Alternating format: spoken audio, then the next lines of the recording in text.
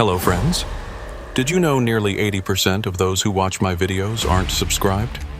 If you enjoy these stories, please hit that subscribe button and leave a like. It really helps. Thank you for being here. By the way, where are you watching from? Let me know in the comments. The dispatch sheet said 1847 Cypress Hollow Road, Breaux Bridge, Louisiana.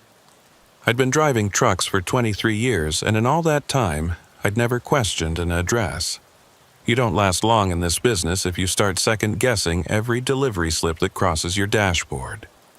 But sitting there in my Kenworth at 3 in the morning, watching the rain streak down my windshield while I squinted at that paper under the dome light, something felt off about this one. My name's Amos Weatherby, and I'd been running loads through Louisiana since I was 22. Started with a beat-up Freightliner that leaked oil like a sieve, and worked my way up to this 2018 Kenworth W900 that I kept cleaner than most folks keep their living rooms. The company I drove for, Pelican State Logistics, mostly handled industrial equipment. Generators, compressors, the kind of heavy machinery that kept the oil refineries and chemical plants running along the Mississippi River corridor. This particular load was different, though. 8 sealed aluminum crates, each one marked with nothing but a serial number and fragile, this side up, stenciled in red. The manifest didn't specify contents, just listed them as specialty medical equipment. The pickup had been from a warehouse in Lafayette that I'd never delivered to before. A gray, concrete block of a building with no signage, just a number on the door. The security guard who signed my paperwork had kept his head down the whole time, wouldn't make eye contact, just mumbled something about making sure I got there before sunrise. I'd driven through Breaux Bridge plenty of times. Nice little town, famous for its crawfish festival. Population maybe 8,000 on a good day. But I'd never heard of Cypress Hollow Road. My GPS didn't recognize it either, kept trying to redirect me to Cypress Street, which was in the middle of town near the old Catholic church. But the dispatcher had been specific when I'd called to confirm. It's hollow, not street. Should be about 4 miles past the bridge, on your right. Look for the old Thibodaux sugar mill. It's just past that. The Thibodaux mill had been abandoned since Hurricane Andrew back in '92. I remembered passing it once during daylight, a sprawling ruin of rusted metal and crumbling brick, slowly being reclaimed by kudzu and Spanish moss. Not the kind of place you'd expect to find anyone ordering medical equipment. The rain had started around midnight, just as I crossed into St. Martin Parish. Not a gentle Louisiana shower, but a proper downpour that turned the highway into a river and reduced visibility to maybe 20 feet. My wipers were working overtime, squealing against the glass with each pass. The CB radio crackled with static, atmospheric interference from the storm. I'd tried raising other truckers a few times, but either nobody was out here or the weather was blocking the signals. I found the turnoff for Cypress Hollow Road right where dispatch said it would be. If I hadn't been looking for it, I would have driven right past. No street sign, just a narrow gap in the tree line marked by a rusted mailbox with no number. The road itself was unpaved, just crushed limestone that had turned to thick mud in the rain. My truck lurched as the wheels found purchase, the trailer swaying slightly behind me. The headlights cut through the darkness, illuminating walls of cypress trees on either side, their knees jutting up from standing water that reflected my lights like black mirrors. Spanish moss hung so low in places that it brushed against my windshield. The road was barely wide enough for my rig. If another vehicle came from the opposite direction, one of us would have to back up for miles. After about a half mile, I started seeing houses, if you could call them that. More like shacks, really, built on stilts to keep them above the swamp water. Most looked abandoned. Windows boarded up, porches collapsed, roofs caved in. But a few showed signs of life. dim lights flickering behind dirty windows, shadows moving inside, an old rocking chair on one porch, creaking back and forth despite the absence of wind. The numbers on the occasional mailbox didn't make sense. 403, then 1791, then 82. No pattern, no logic, like someone had just slapped random numbers on them. I kept checking my odometer, watching for 1847. That's when I noticed the smell. Even with the windows up and the AC recirculating, it crept into the cab. Rot, decay, sweet and cloying, like fruit left too long in the sun, mixed with something medicinal. Formaldehyde, maybe.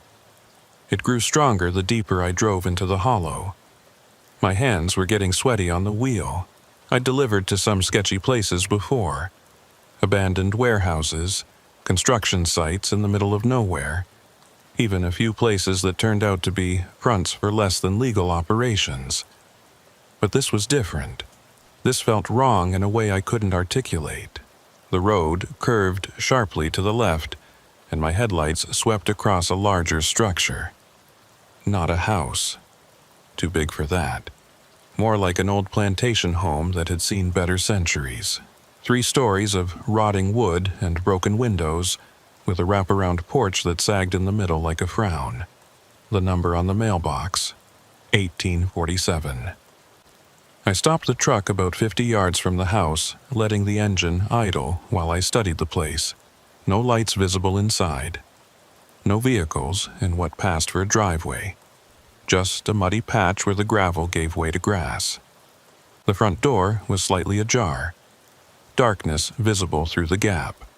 Everything in my gut told me to throw the truck in reverse and get out of there.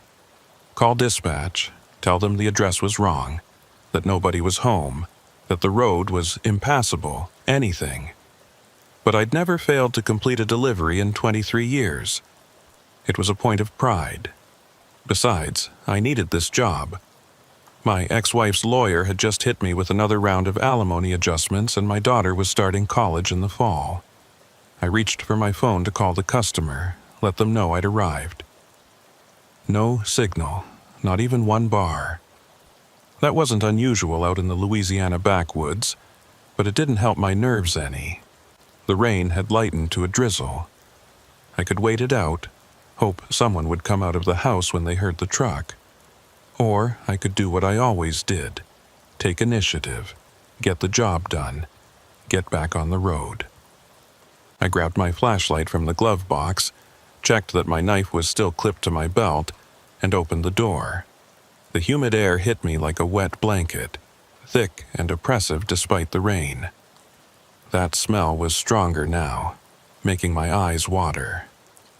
The ground squelched under my boots as I walked toward the house. Something moved in one of the upper windows. Quick, just a flash of pale motion, then nothing. Could have been a curtain, could have been something else. I climbed the porch steps carefully. The wood groaned under my weight, soft with rot. The front door had been painted white once, but most of it had peeled away, leaving bare wood underneath that had turned gray with age. There was no doorbell, so I knocked, the sound hollow and wrong in the thick air. "Delivery from Pelican State Logistics," I called out. "Got 8 crates here for 1847 Cypress Hollow Road." Silence. I knocked again, harder this time. The door swung open wider under the force, revealing a dark hallway beyond. The smell that wafted out made me step back, covering my nose. Definitely formaldehyde, mixed with something else. Something organic and wrong. That's when I heard it.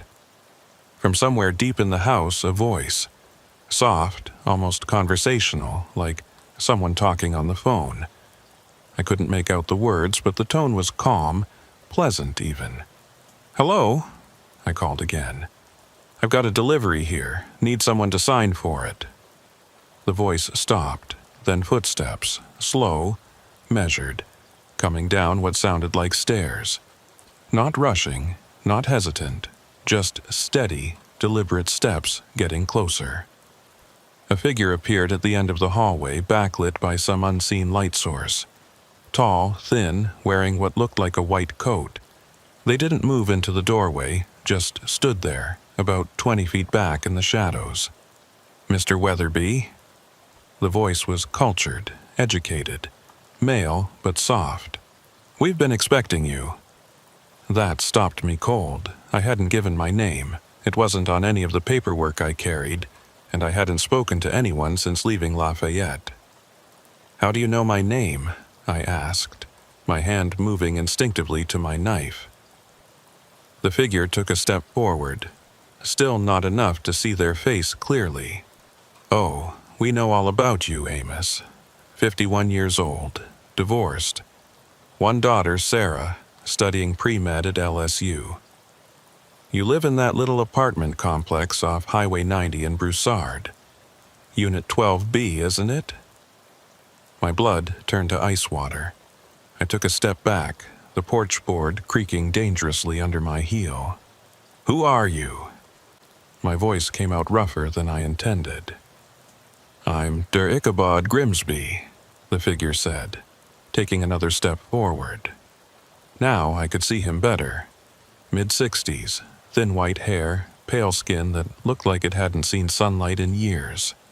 His eyes were the worst part. Too wide, too bright, like he was seeing something funny that I wasn't in on. "And you're right on time. Look, I just need someone to sign for these crates," I said, trying to keep my voice steady. "Then I'll unload them wherever you want them, and I'll be on my way." Dr. Grimsby smiled. His teeth were perfect. Too white, too straight. "Oh, but you've come such a long way. Surely you'll stay for some coffee. My colleague is very eager to meet you."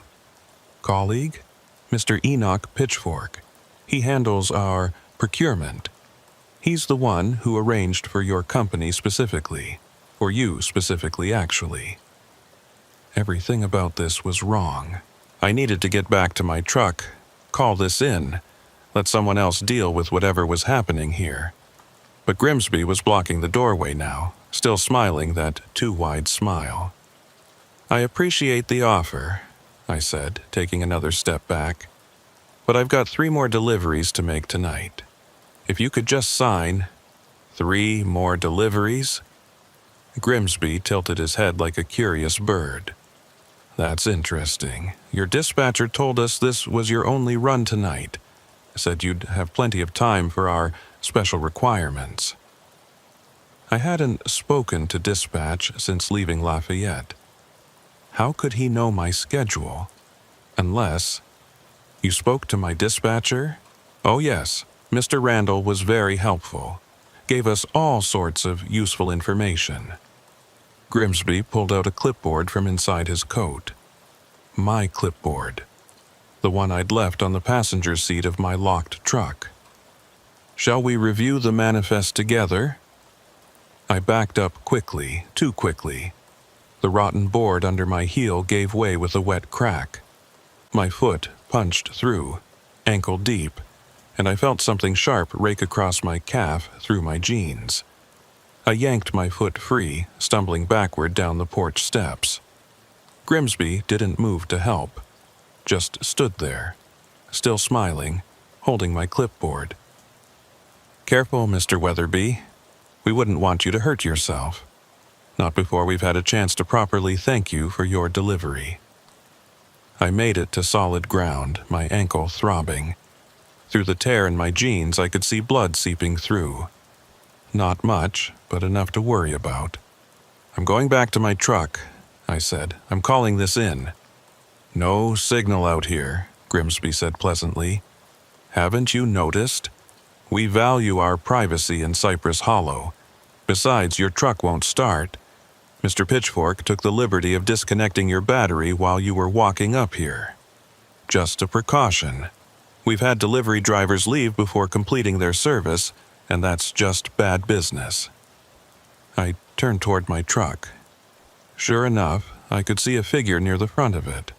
Tall, bulky, wearing dark clothes. He raised one hand in a mock wave. "What do you want?" I asked, turning back to Grimsby.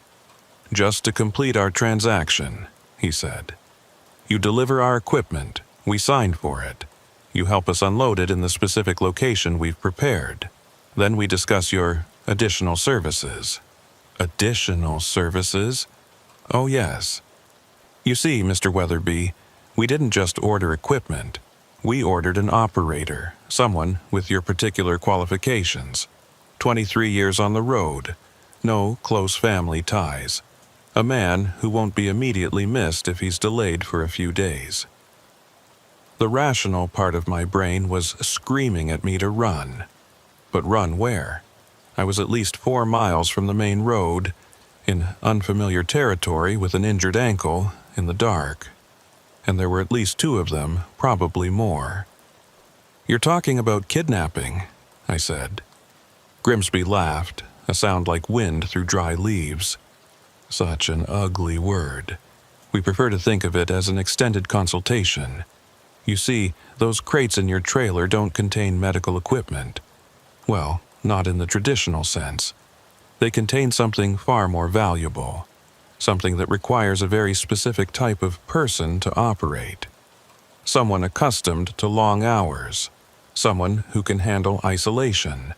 Someone who understands the importance of following directions exactly. You're insane.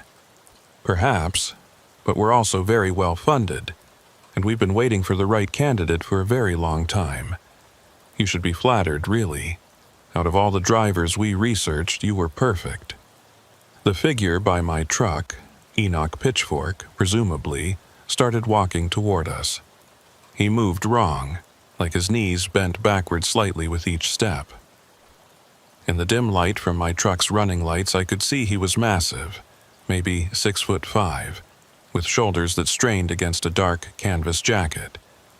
His face was obscured by the shadow of a wide-brimmed hat, but I could see his hands. They were too large, fingers too long, like someone had stretched normal hands on a rack. "Mr. Pitchfork," Grimsby called out pleasantly, "would you be so kind as to show Mr. Weatherby what we've prepared?" Pitchfork's voice when it came was like gravel in a cement mixer. "Been ready since Tuesday. Got everything set up just like you wanted." Tuesday. This was Friday. They'd been preparing for me for 3 days. "I'm not going anywhere with you," I said, trying to keep my voice steady. My hand found the knife on my belt, though what good a 3-inch blade would do against 2 of them, I didn't know. "Oh, but you are," Grimsby said. "You see, we've already called your dispatcher, told him you'd completed the delivery but had some engine trouble. Said you'd be delayed a day or 2 while waiting for parts. He was very understanding. Even said to take your time, that your next load could wait." That wasn't right. Randall would never say that. We had contracts, schedules. A day's delay could cost thousands in penalties. Unless... "You're lying." "Am I?" Grimsby pulled out a phone. My phone, I realized with a sick feeling. It must have fallen out when I put my foot through the porch. "Would you like to see the text conversation?" Your dispatcher was quite concerned. Even offered to send another driver to help. We assured him that wasn't necessary. He held up the phone. Sure enough, there was a text chain with Randall's number. The messages were written in my style, my typical abbreviations. They'd been watching me long enough to mimic my texting patterns. "How long have you been planning this?" I asked. "Months," Pitchfork said, now close enough that I could smell him. Motor oil and something chemical, like embalming fluid. "Ever since we tracked the shipment to your company, knew it had to be someone from Pelican State. Just had to figure out which driver." "What shipment? Those crates?" "The crates are just the beginning," Grimsby said. "But we're getting ahead of ourselves. Mr. Pitchfork, perhaps you should show Mr. Weatherby the workspace. I think he'll be impressed with what we've accomplished." Pitchfork reached into his jacket and pulled out something I didn't expect. A photograph. He held it up in the light from the truck. It was me, taken from a distance, pumping diesel at a Flying J truck stop. But it wasn't recent. The timestamp in the corner showed it was from 3 months ago. That was the day we decided, Pitchfork said. Watched you help that lady with the broken-down car. Spent 2 hours in the rain getting her engine started. Didn't ask for nothing in return. I remembered that day. An elderly woman reminded me of my mother before she passed. Her old Buick had died at the pumps, and I couldn't just leave her there. What does that have to do with anything? Everything, Grimsby said. You see, Mr. Weatherby, what we need requires a very specific type of person. Someone with mechanical aptitude, yes. Someone used to working alone, certainly. But most importantly, someone with a particular moral flexibility.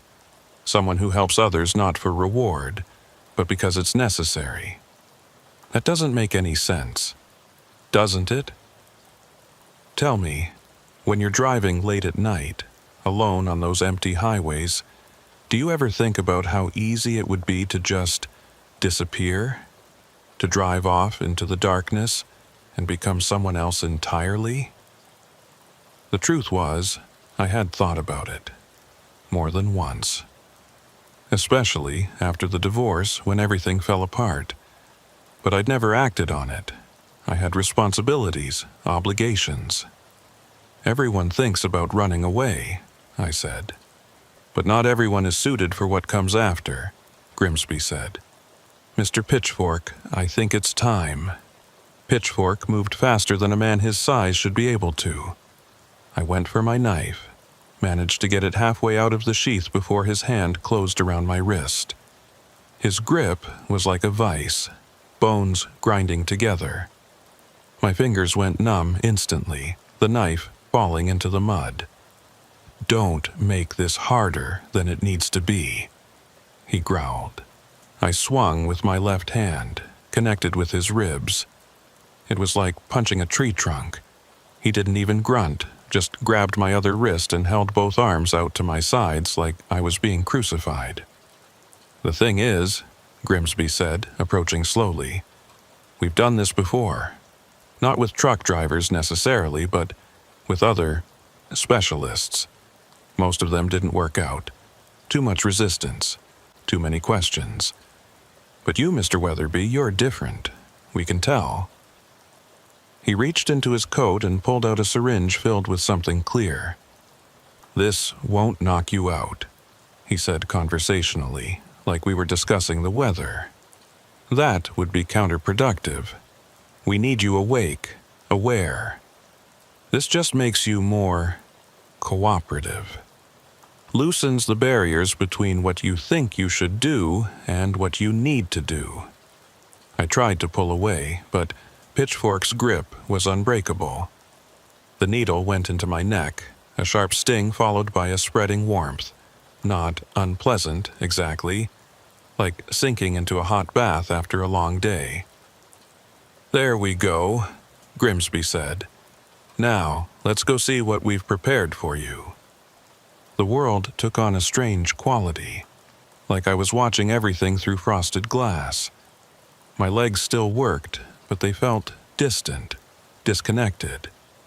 Pitchfork released my wrists and I didn't run. Couldn't? Wouldn't? The distinction seemed unimportant. They led me around the side of the house, through weeds that reached my waist. Behind the main structure was another building, a barn, though calling it that was generous. It was more like a warehouse made of corrugated metal and rotting wood, easily 60 feet long and half as wide. Light leaked through gaps in the walls, creating thin lines of yellow in the darkness. The door was new, solid steel with multiple locks. Pitchfork produced a ring of keys and began opening them one by one. 7 locks in total. Security is important, Grimsby said.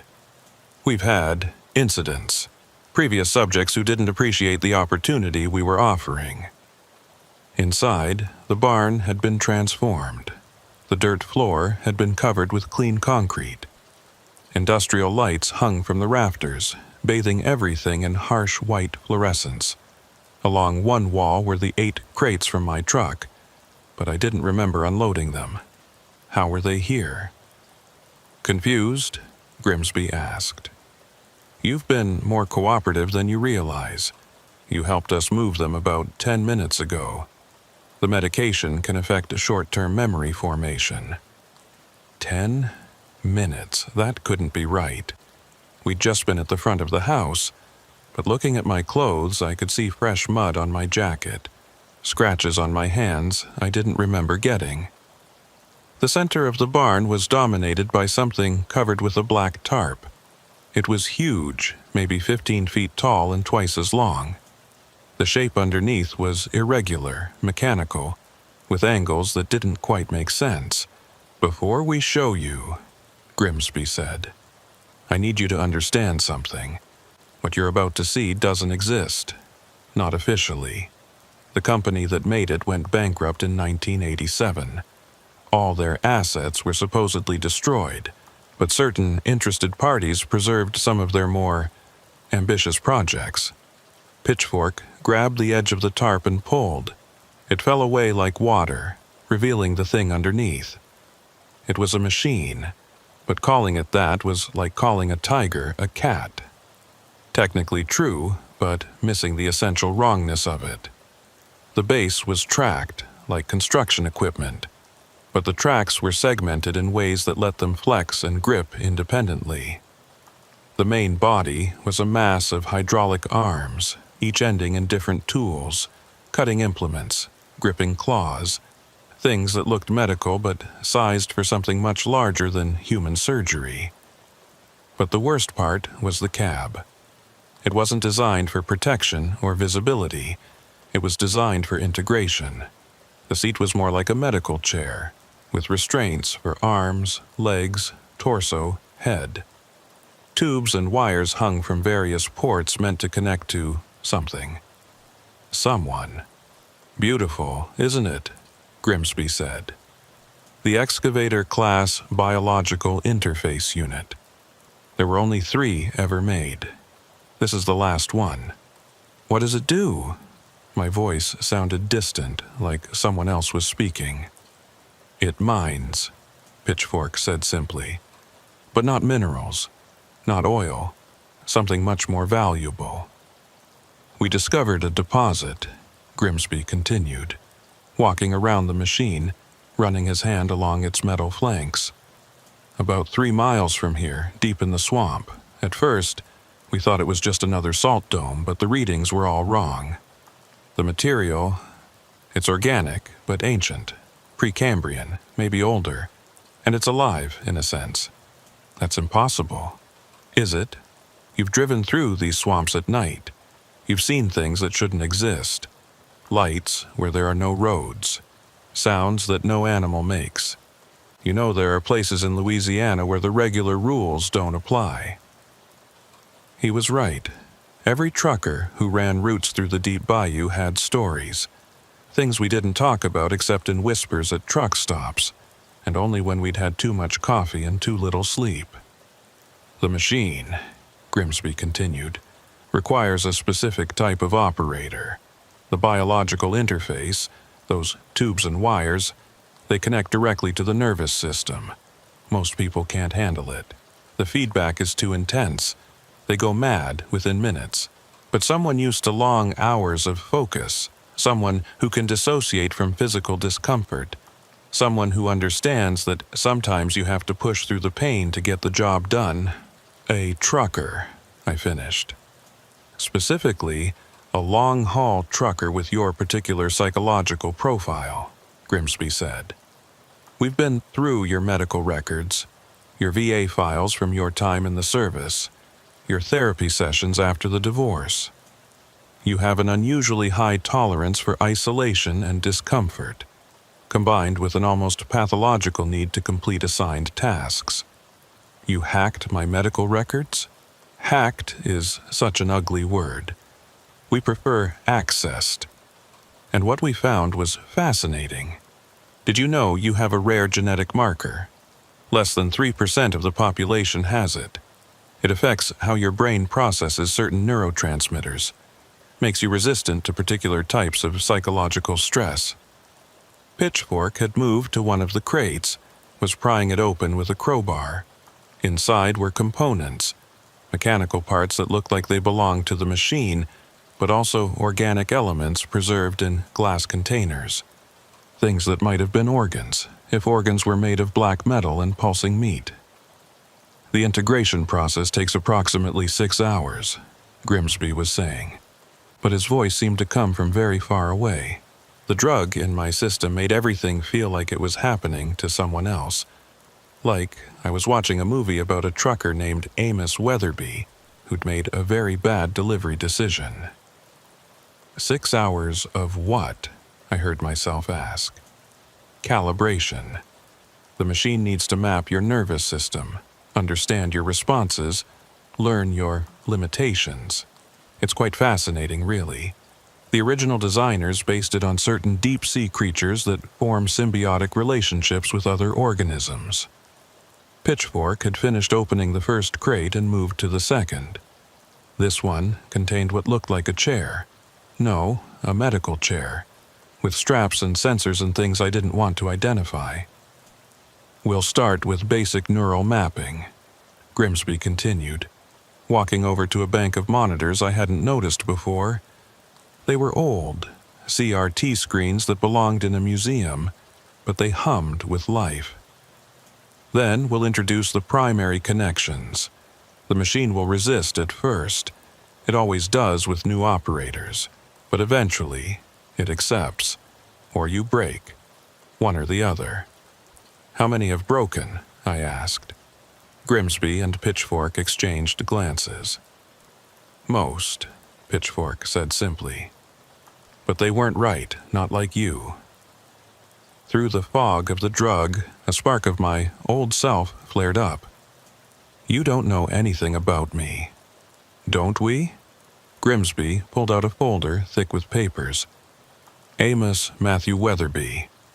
Born March 15, 1972, in Shreveport. Father died when you were 12, industrial accident at the chemical plant. Mother raised you and your sister alone. You enlisted at 18, served 4 years in the Army, motor pool. Honorable discharge. Married Jennifer Cates in 99, divorced 2018. One daughter, Sarah, who you'd die for but barely talk to because the divorce was ugly and you blame yourself. Each fact hit like a small punch, even through the drug haze. You've been driving trucks since you were 22, he continued. Started with short hauls, worked your way up to long distance. You've driven through 43 states, logged over 2 million miles. You've never had a serious accident, never failed a drug test, never missed a delivery deadline, until tonight. This won't be missed, I said. When I don't report in, you already have, Grimsby interrupted, holding up my phone again. You've told dispatch the delivery was complete, that you're taking a few personal days. You've even sent a text to your daughter saying you're going fishing. Something you've been promising to do for months but never actually do. I wanted to argue, but the evidence was right there on the screen. Messages in my voice, my words, my patterns. Now then, Grimsby said, setting the phone aside. Shall we begin? They moved me to the chair. I didn't resist, couldn't or wouldn't. The distinction still seemed irrelevant. The straps were leather, old but well maintained. They secured my wrists, ankles, chest, and forehead. Not tight enough to hurt, just tight enough that I couldn't move. Pitchfork wheeled over a cart with medical equipment. Some of it looked standard. IV bags, syringes, monitoring equipment. But other pieces were wrong. Needles that were too long, tubes that pulsed with their own rhythm. Devices that looked more like torture implements than medical tools. The first injection is the worst, Grimsby said, preparing a syringe filled with something that looked like motor oil mixed with mercury. It's a synthetic compound based on something we extracted from the deposit. It helps your nervous system accept the machine's integration. Think of it as a translator, allowing two incompatible systems to communicate. The needle went into my arm. For a moment, nothing. Then fire. Not pain exactly, but a sensation of every nerve in my body suddenly becoming aware of every other nerve. I could feel my own circulatory system, the pulse of blood through vessels I didn't know I had. I could feel the electrical impulses in my brain, little lightning storms of thought and sensation. Interesting, Grimsby said, watching the monitors. Your compatibility rating is even higher than we projected. 93%. That's remarkable. Through the overwhelming sensation, I managed to focus on his face. What happens when we reach 100? Then you and the machine become one system, he said, and we can finally harvest what's in that deposit. What is it? I gasped. What's down there? Grimsby smiled that too wide smile again. Would you believe me if I told you it's the future? Not metaphorically. Literally, a substance that exists outside our normal temporal framework. Something that fell to Earth millions of years ago and has been waiting, growing, becoming. You're insane. Perhaps, but we're also right. The preliminary samples we've extracted have properties that shouldn't exist. They respond to thought, they adapt to need, they remember things that haven't happened yet. Imagine what we could do with a full harvest. Medical technology that could cure anything. Computers that could solve problems before they occur. Weapons that could end wars before they begin. Pitchfork was attaching electrodes to my head now. Dozens of them, each one a tiny point of cold against my skin. But here's the thing, Grimsby continued. The substance doesn't respond to normal extraction methods. It needs to be coaxed out, persuaded, and it only responds to consciousness, specifically human consciousness that's been modified, enhanced. That's what the machine does. It amplifies human awareness to the point where you can interface with something that exists partially outside our reality. The monitors around us came alive with data, waves and spikes and patterns that meant nothing to me but made Grimsby practically dance with excitement. "Look at that," he exclaimed. "Your brain is already starting to adapt. Most subjects take hours to show this level of integration." I wanted to tell him to stop, that this was wrong, that I didn't consent to any of this. But the words wouldn't come. The drug, the injections, the electrodes, they were all working together to disconnect me from my own voice. That's when I heard it, or felt it, or experienced it. There's no good word for the sensation. It was like something vast and ancient had noticed me. Not with eyes or any sense I could name, but with a kind of awareness that made every cell in my body want to hide. "Ah," Grimsby said softly. "It knows you're here. The deposit. It's responding to your presence." The barn suddenly felt smaller, like the walls were pressing in, but also larger, like it extended beyond its physical dimensions into spaces that shouldn't exist. "We should slow down," Pitchfork said, and for the first time I heard uncertainty in his voice. The readings are perfect," Grimsby interrupted. "Look at the compatibility index, 95% and climbing. He's the one. After all this time, all those failures, we finally have the right operator." Something was happening to my vision. The edges were starting to blur, but not like losing focus.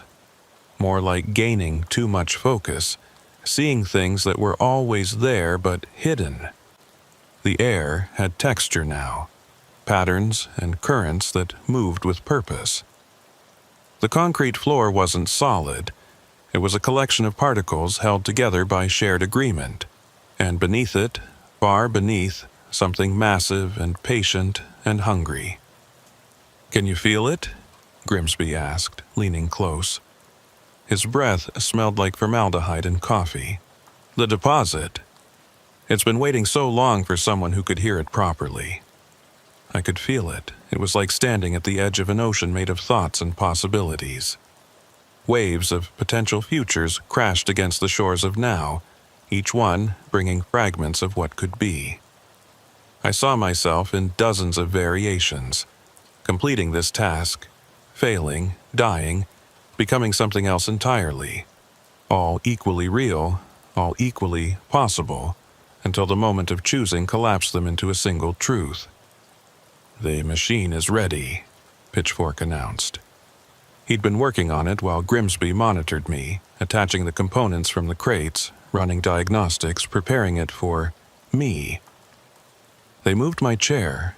No, the chair moved itself, gliding on hidden tracks I hadn't noticed.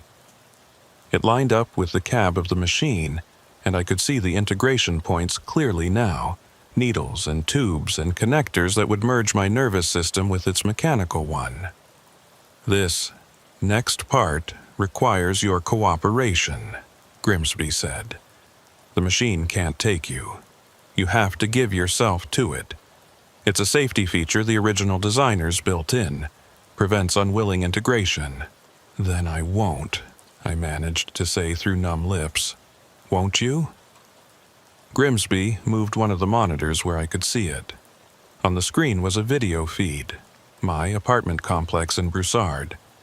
The camera was focused on Unit 12B, my unit. "Your daughter is visiting this weekend, isn't she? Surprise visit for your birthday. She didn't tell you because you haven't been answering her calls, but she's driving down from LSU tomorrow morning." My heart, already racing from the drugs, somehow found another gear. "Now, we're not going to hurt her," Grimsby continued. "That would be crude, unnecessary. But imagine her confusion when she finds your apartment empty, your truck gone, no forwarding address. Imagine her thinking you finally did it, finally just disappeared like you've been threatening to do since the divorce. Imagine her believing you abandoned her. You bastard. Or," he continued as if I hadn't spoken, "you cooperate. You help us extract what we need from the deposit. It will take a few days, maybe a week. Then we let you go. You'll have some memory gaps. The integration process isn't kind to short-term memory, but you'll be alive, functional.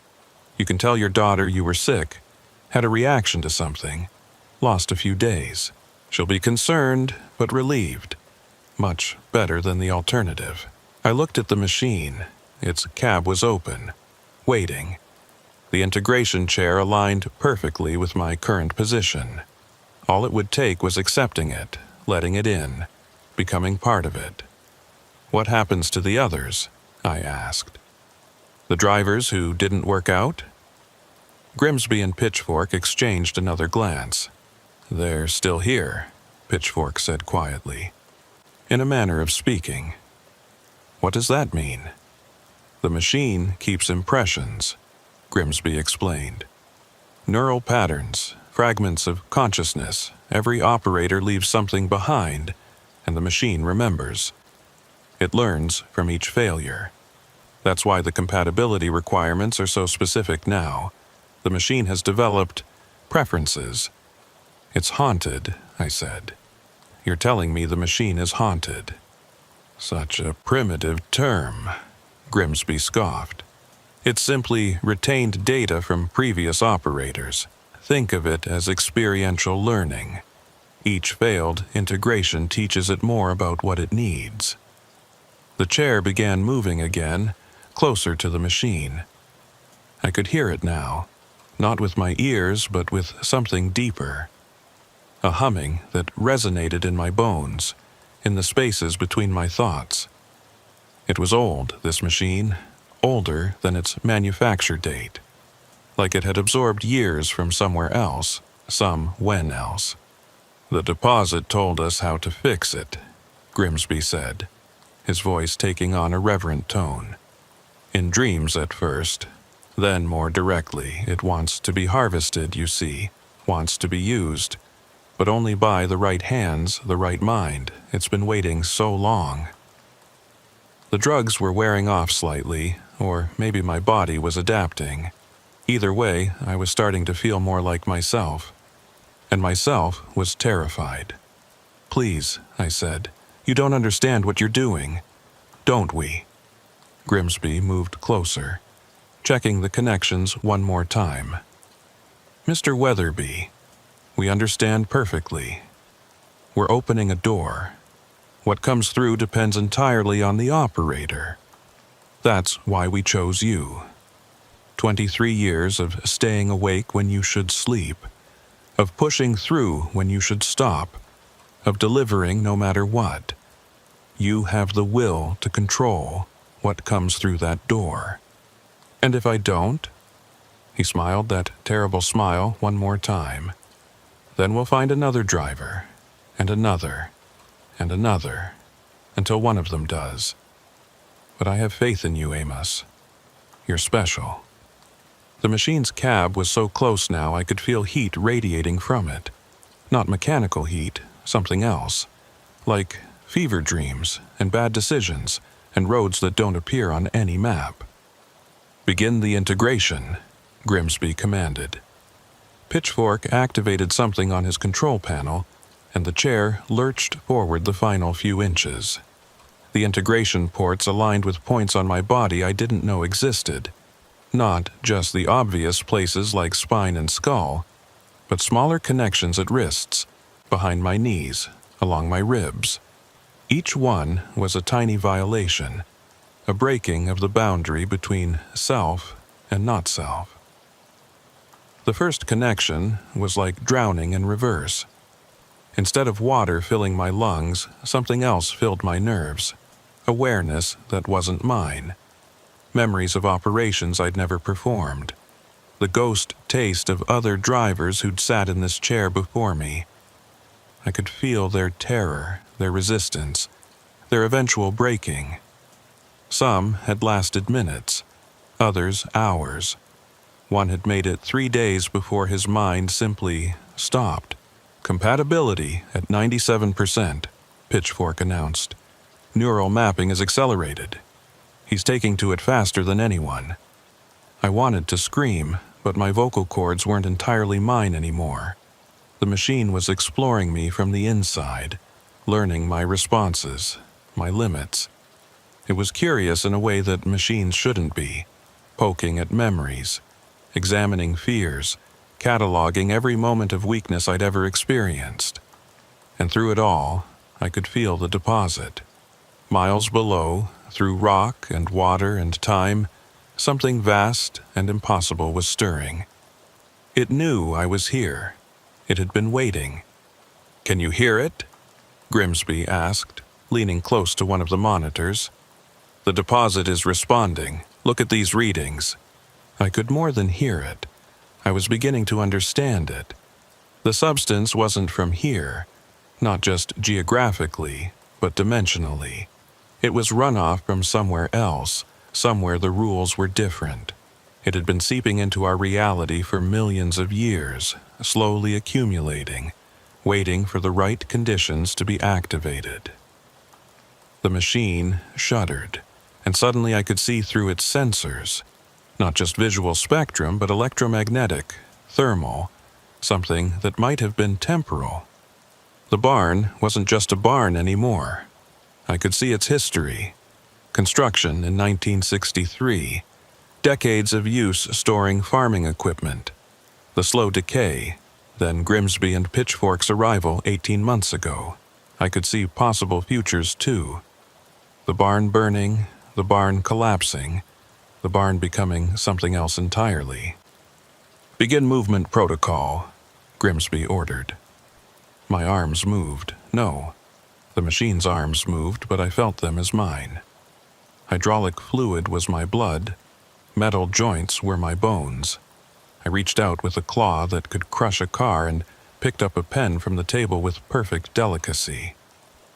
"Excellent control," Pitchfork murmured. "We can proceed to the extraction site." "No," I managed to say, though I wasn't sure if the word came from my mouth or through the machine's speakers. Won't dig, won't help you. You don't have a choice anymore, Grimsby said. The integration is past the point of voluntary control. The machine will do what it was designed to do, and you'll do it because you and the machine are becoming one system. He was right. I could feel my resistance weakening, not from the drugs, but from something more fundamental. The boundary between Amos Weatherby and the excavator-class biological interface unit was dissolving. Its imperatives were becoming my desires. Its purpose was becoming my need. But there was something else, too. The other drivers, the ones who had failed, they weren't gone. They were here in the machine's memory, and they were angry. I could feel their rage at being used, discarded, absorbed. They whispered warnings, showed me flashes of what they'd seen before they broke. The deposit wasn't just material. It was aware. It was hungry, and it had been manipulating Grimsby and Pitchfork from the beginning, using their greed and ambition to create the conditions for its release. "We need to move now," Pitchfork said suddenly. "The integration window is optimal."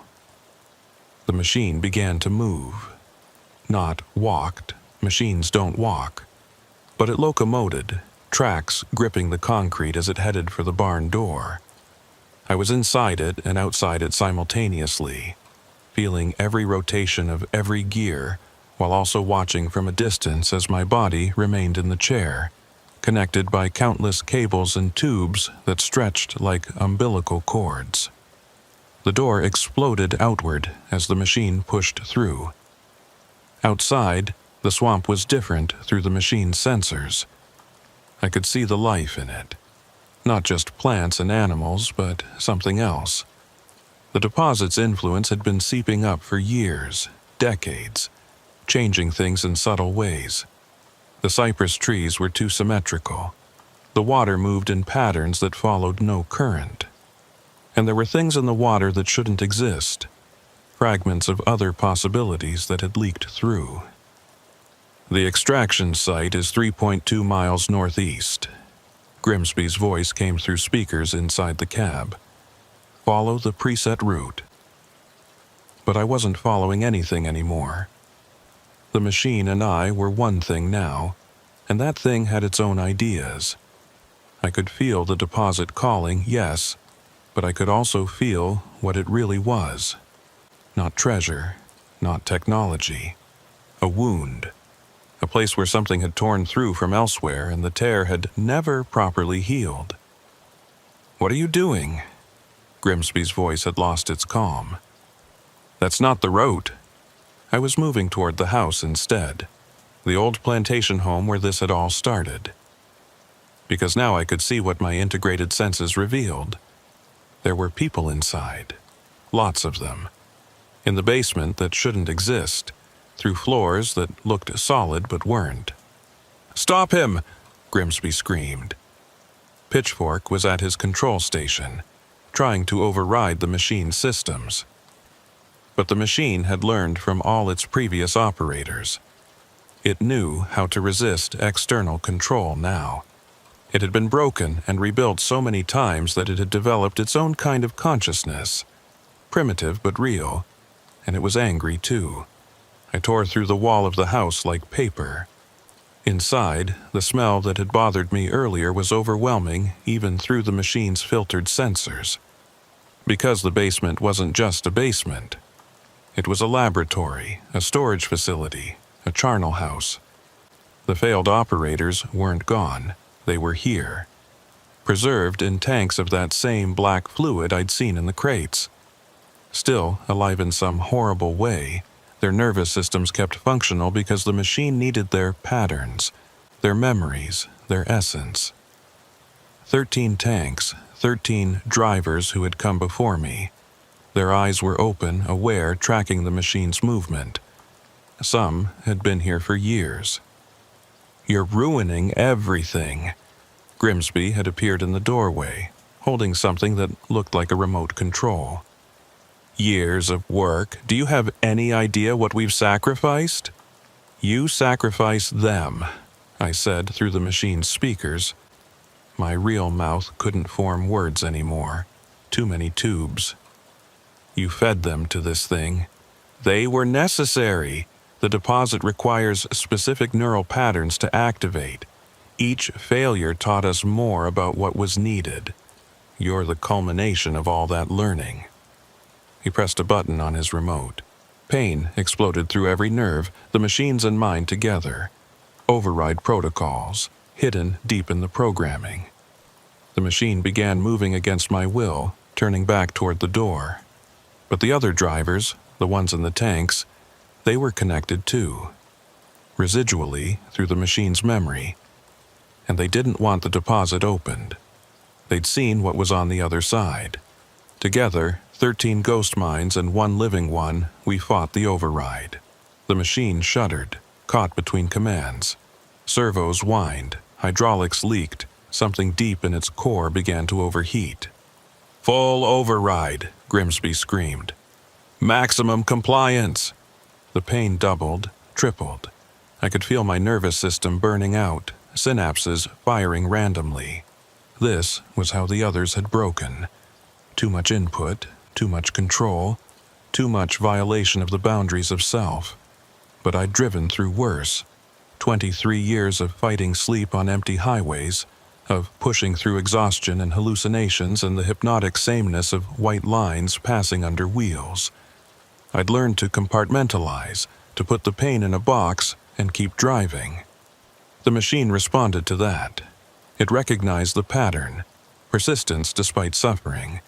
That's what it had been searching for all along. Not just compatibility, but capability. The ability to keep functioning when functioning should be impossible. I turned the machine's cutting arm toward the tanks. Grimsby realized what I was doing a second too late. "No!" Glass shattered. Black fluid poured out, and with it, the preserved drivers. They didn't breathe, couldn't breathe, but they moved, crawled, reached out with arms that remembered being human. Pitchfork ran, just turned and sprinted into the swamp without looking back. Grimsby stood his ground, still pressing buttons on his remote, but the machine wasn't listening anymore. It had what it wanted. An operator who could hear the deposit's true voice, who could understand what it really was. I moved the machine back outside, leaving Grimsby screaming at his broken toys. The preserved drivers would deal with him, or they wouldn't. Either way, he'd created his own fate. The deposit was calling stronger now, begging to be released. Through the machine's deep sensors, I could see it clearly. A cancer in reality. A place where something that should never have existed had taken root. If it was released, if it was harvested and spread, it wouldn't bring the future. It would bring the end of causality, the collapse of the barriers between what is and what isn't. The machine knew how to destroy it.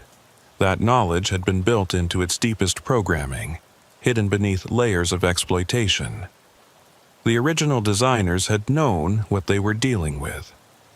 They'd built a weapon disguised as a tool, hoping someone would eventually use it for its true purpose. I moved toward the extraction site, 3.2 miles through swamp that got stranger with every yard. Trees that grew downward, water that flowed uphill, animals that existed in too many dimensions at once. The deposit's influence was stronger here, reality wearing thin. The extraction site was exactly what I'd expected. A hole in the world.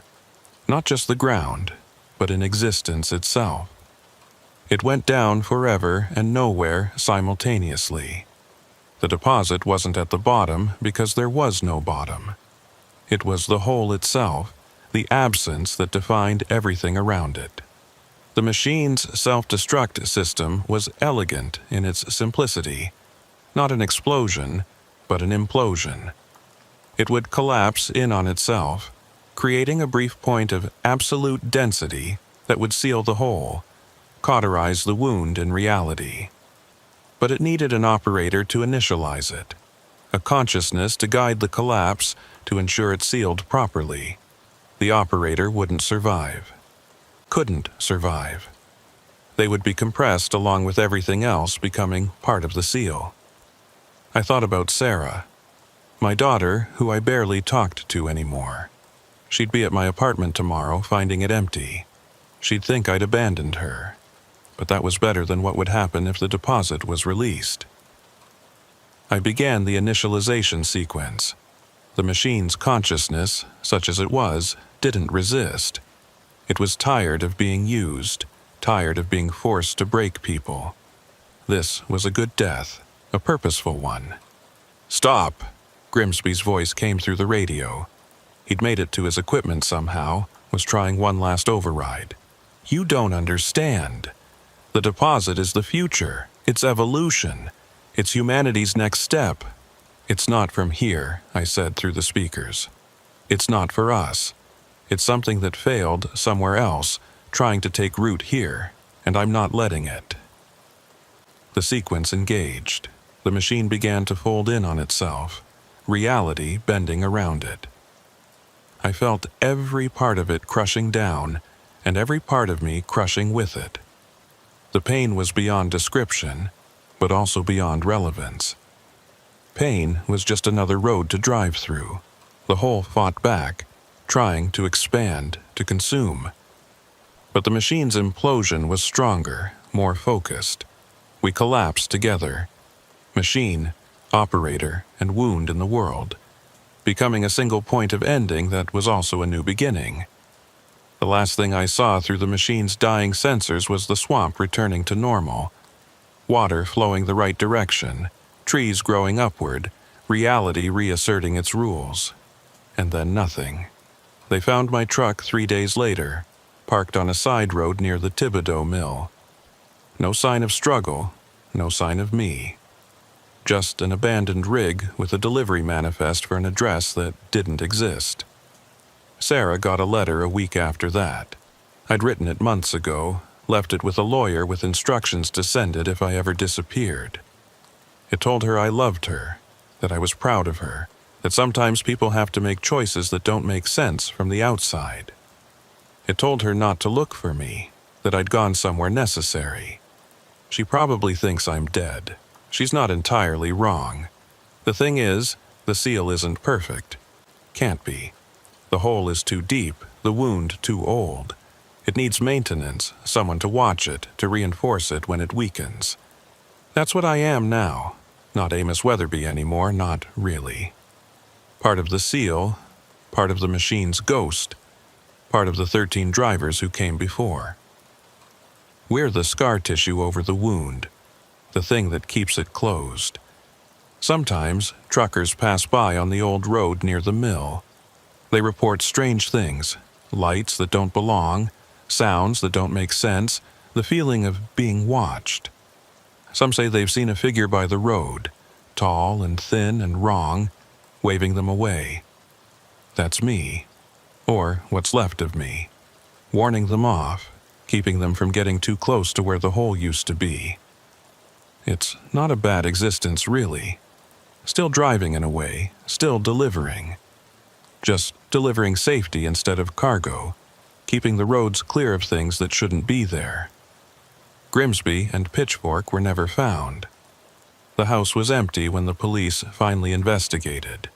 Just broken tanks and abandoned equipment. No bodies, no evidence of crime. They probably ran. Probably found another deposit somewhere, probably tried again. There are more holes in the world than just this one. But this one is covered, sealed, protected. 23 years I drove trucks. Now I drive something else. I keep the barrier between what is and what shouldn't be. It's the most important delivery I've ever made, and one that never ends. Sometimes, late at night, when the boundary gets thin, I can almost remember what it felt like to be just human. To worry about normal things like bills and schedules and ex-wives. It seems so small now, so simple. But I miss it. I miss being small enough that the universe made sense. Now I know better. Now I know that the universe is full of holes, full of places where things that failed elsewhere try to take root here. And someone has to watch them. Someone has to keep them closed. Might as well be a trucker. We're used to long, lonely roads that never really end. We're used to delivering what needs to be delivered no matter the cost. The Bayou Rest truck stop sat 12 miles outside of Lafayette on Highway 90, one of those 24-hour operations that never really sleeps, but never really wakes up either. I'd been stopping there for 15 years, long enough to watch it slowly decay from a decent rest area into the kind of place you only visited when you had no other choice. The showers still worked, mostly. The coffee was still hot, usually. And the parking lot was big enough that you could find a corner away from the lot lizards and the dealers if you knew where to look. My name's Hiram Stonefield, and I'd been running petroleum tankers through Louisiana since '99. It's specialized work. Hazmat certification, extra insurance, routes that keep you away from schools and hospitals. The pay was good enough to make the risk worthwhile, and after 2 decades I'd gotten comfortable with the routine. Maybe too comfortable. It was a Thursday night in September, still hot enough that the asphalt was soft under your boots even after dark. I'd just finished a run from the ExxonMobil refinery in Baton Rouge to a distribution center in Lake Charles. Empty now, running light, planning to pick up another load in the morning. But I needed a shower first. 3 days of Louisiana heat and petroleum fumes had left me feeling like I was wearing a second skin made of sweat and diesel. The Bayou Rest had 6 shower stalls and a concrete block addition, tacked onto the main building like an afterthought. You paid the attendant $15, got a towel that had seen better decades, and a key attached to a piece of wood the size of a license plate. The number on mine was barely visible anymore, worn down by thousands of hands, but I could make out a 4. The attendant that night was new, or at least new to me. A woman, maybe 40, with stringy gray-blonde hair and the kind of deep-set wrinkles you get from smoking 2 packs a day for 20 years. She wore a name tag that said Orpha Thornwick in faded letters. When she handed me the key, her fingers lingered on mine just a second too long, and she gave me a smile that didn't reach her eyes. "Stall 4, she said, her voice rough as gravel. "Careful with the hot water handle. It sticks sometimes. Gotta jiggle it just right." I'd used stall 4 before. They all had their quirks. Broken tiles, rust stains, that persistent smell of mildew that no amount of bleach could kill. But after 3 days on the road, I wasn't picky. The shower area was empty when I walked in, which wasn't unusual for a Thursday near midnight. Most drivers tried to time their stops for major truck stops with better facilities. The Bayou Rest was for people who'd mistimed their hours or, like me, knew it well enough to navigate its failures. I picked stall 4, hung my clean clothes on the hook that was barely clinging to the door, and set my wallet, keys, and phone on the little shelf they'd installed above the coat hook, supposedly out of the splash zone. My wedding ring went there too, though the marriage it represented had been dead for 3 years. Still wore it though. Habit, I guess. Or maybe armor against the kind of attention you sometimes got at truck stops. The hot water handle did stick, just like Orpha had said. But once I got it going, the pressure was better than expected. Hot water sluiced off 3 days of road grime, and for a few minutes, everything was perfect. Just me, the steam, and the white noise of water on concrete.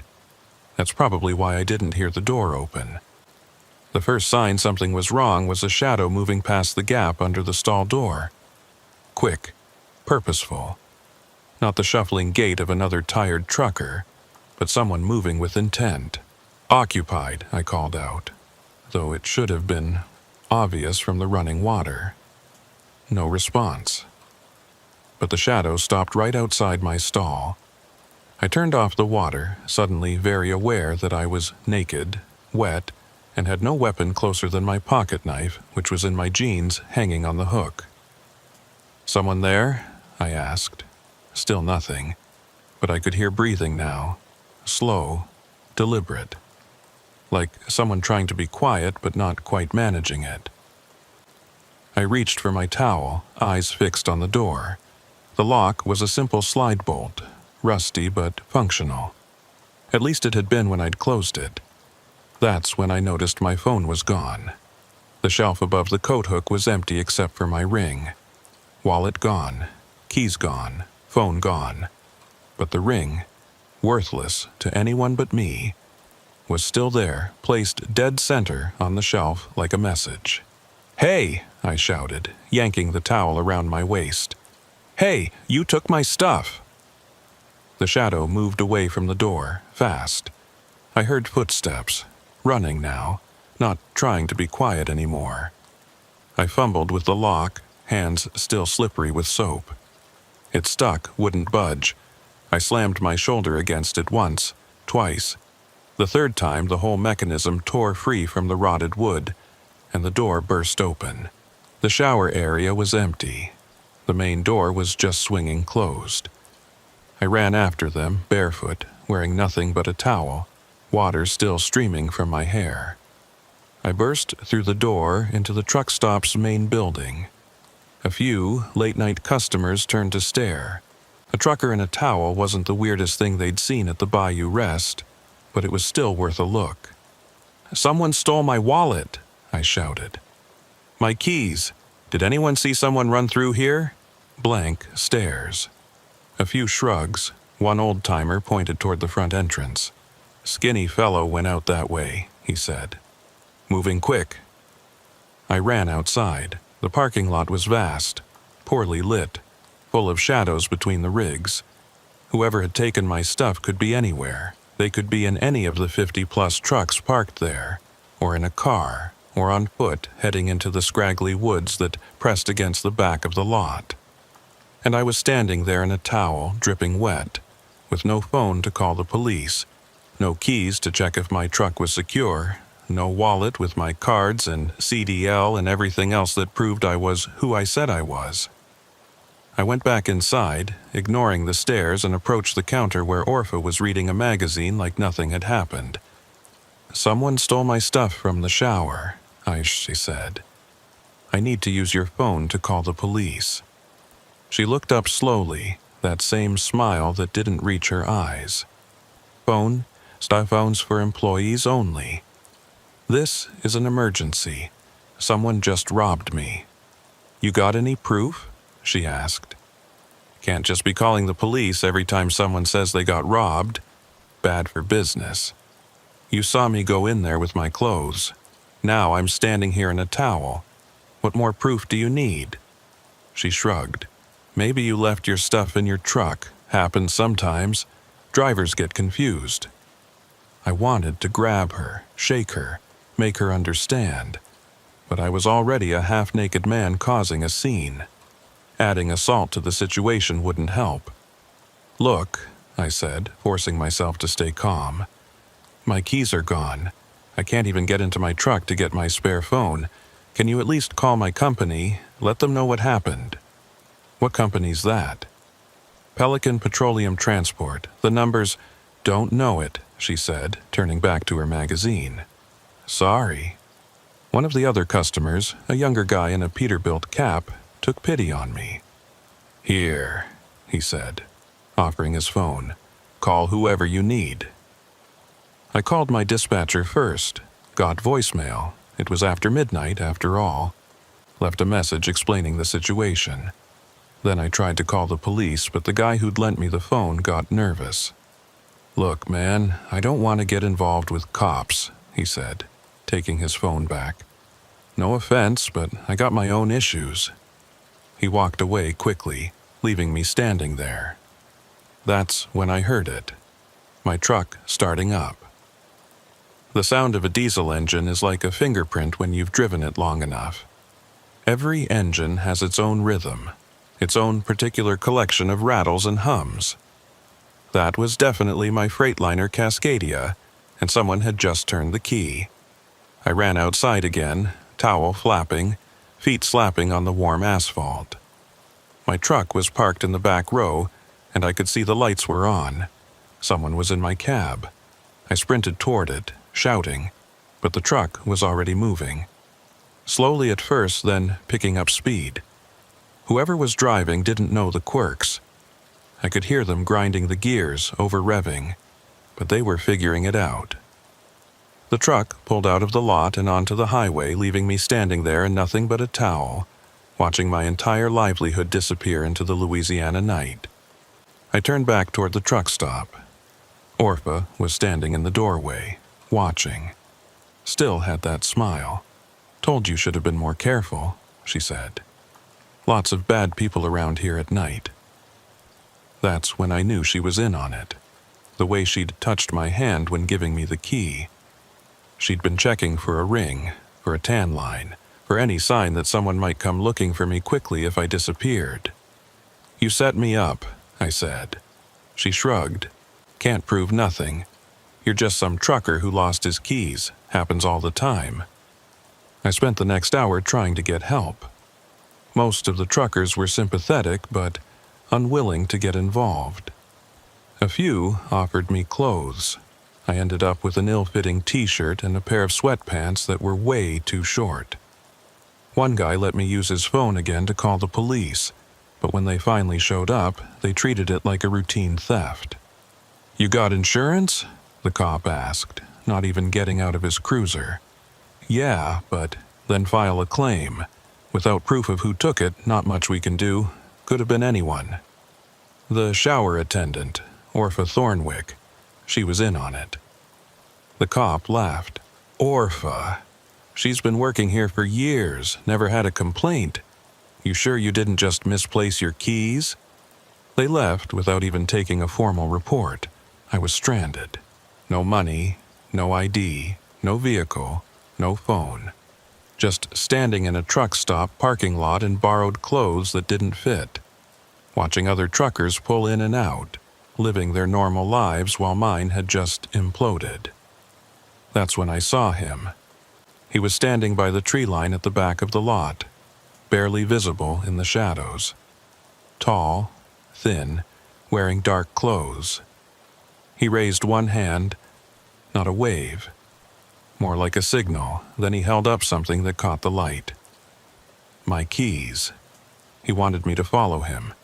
Everything in my gut said it was a trap, that this was part 2 of whatever had started in that shower stall. But what choice did I have? Without those keys, even if I found my truck, I couldn't drive it. And whoever this was, they had answers. I walked toward him, trying to look casual, like I was just stretching my legs. As I got closer, I could see him better. Young, maybe mid-20s, with the kind of lean build you get from manual labor rather than the gym. His face was sharp, angular, with deep-set eyes that never seemed to blink. "Lemuel Crowfeather," he said when I was close enough to hear his whisper. "And you're in more trouble than you know." "Give me my keys," I said, reaching for them. He pulled them back, shaking his head. "Not yet. First, you need to understand what's happening here. Your truck's already gone. By now, it's probably halfway to Morgan City. They've got a chop shop there, specializes in commercial vehicles. Your Freightliner will be in pieces by dawn." "You're one of them," I said. "You took my stuff." "I took your stuff to save your life," Lemuel said. "If I hadn't, you'd be in that truck right now, probably with your throat cut, bleeding out while they drove you to the Bayou." "What are you talking about?" He looked around nervously, then motioned for me to follow him deeper into the tree line. Against my better judgment, I did. We pushed through scraggly bushes and hanging moss until we were maybe 50 yards from the parking lot, hidden from view but still able to see the lights of the truck stop through the trees. "The Bayou Rest isn't just a truck stop," Lemuel said, sitting on a fallen log. "It's a hunting ground. They pick truckers who fit a profile, traveling alone, no family, checking in regularly, carrying valuable loads or driving expensive rigs. They've been doing it for years. Who's they? Orpha Thornwick runs it. But she's got help. Her nephew, the night security guard you probably didn't even notice. The mechanic who works the late shift. A few others who come and go. They target maybe one trucker a month. Never enough to form a pattern. And you know this how? He was quiet for a moment, then pulled up his sleeve. His forearm was covered in scars. Long, deliberate cuts that had healed badly. Because they got me 2 years ago, he said. I was driving for Conway, had a load of electronics. They didn't just take my truck, they took me. I sat down hard on the ground, the borrowed sweatpants immediately soaking up moisture from the damp earth. They kept me for 3 days, Lemuel continued. There's a place about 10 miles from here, deep in the Bayou. Old fishing camp that's been abandoned since Katrina. That's where they take the drivers who fight back, the ones who might cause problems. What do? Make you disappear, he said simply. But first, they need information. Your bank accounts, your passwords, your contacts. They need to know who might come looking for you and when. Orpha's got a cousin who works for the state DMV. They can create new paperwork, make it look like you sold your truck legitimately. By the time anyone realizes something's wrong, the trail's cold. How did you get away? I didn't, he said. They let me go after they'd drained my accounts, sold my truck, destroyed my credit. They knew I couldn't prove anything. My word against theirs, and they've got the whole parish in their pocket. Sheriff's department, local judges. Everyone either's in on it or too scared to act. So why are you here? I never left, he said. Been living in these woods, watching them, waiting. I knew eventually they'd target the wrong person. Someone who might actually be able to stop them.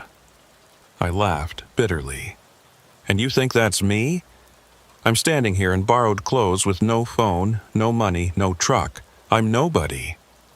You're Hiram Stonefield, he said. You've got a daughter in Shreveport, Emma, right? Just started her senior year of high school. Your ex-wife remarried last year, moved to Dallas. You've got a brother in the Army, stationed at Fort Polk. People who'll notice if you vanish. How do you know all that? Same way I know you've got $43,000 in your savings account, that you're 3 payments away from owning that Freightliner outright, and that you've been texting with a woman named Caroline from a dating app for the past 2 weeks.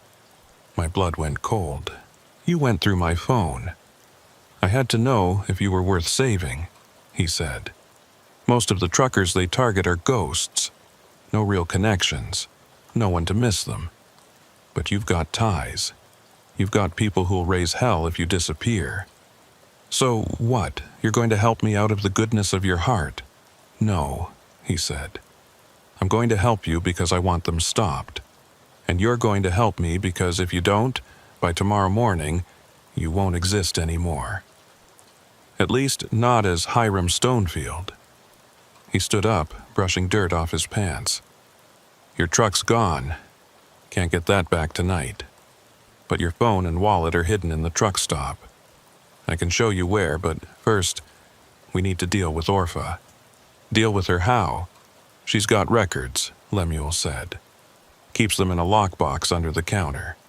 Names, dates, vehicle information.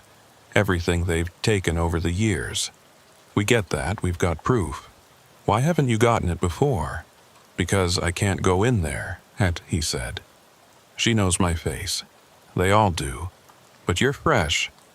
You're just another victim. She won't expect you to come back, especially not so soon. Come back? I never left.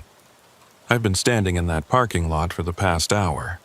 No, Lemuel said, checking his watch. You've been gone for 3 hours.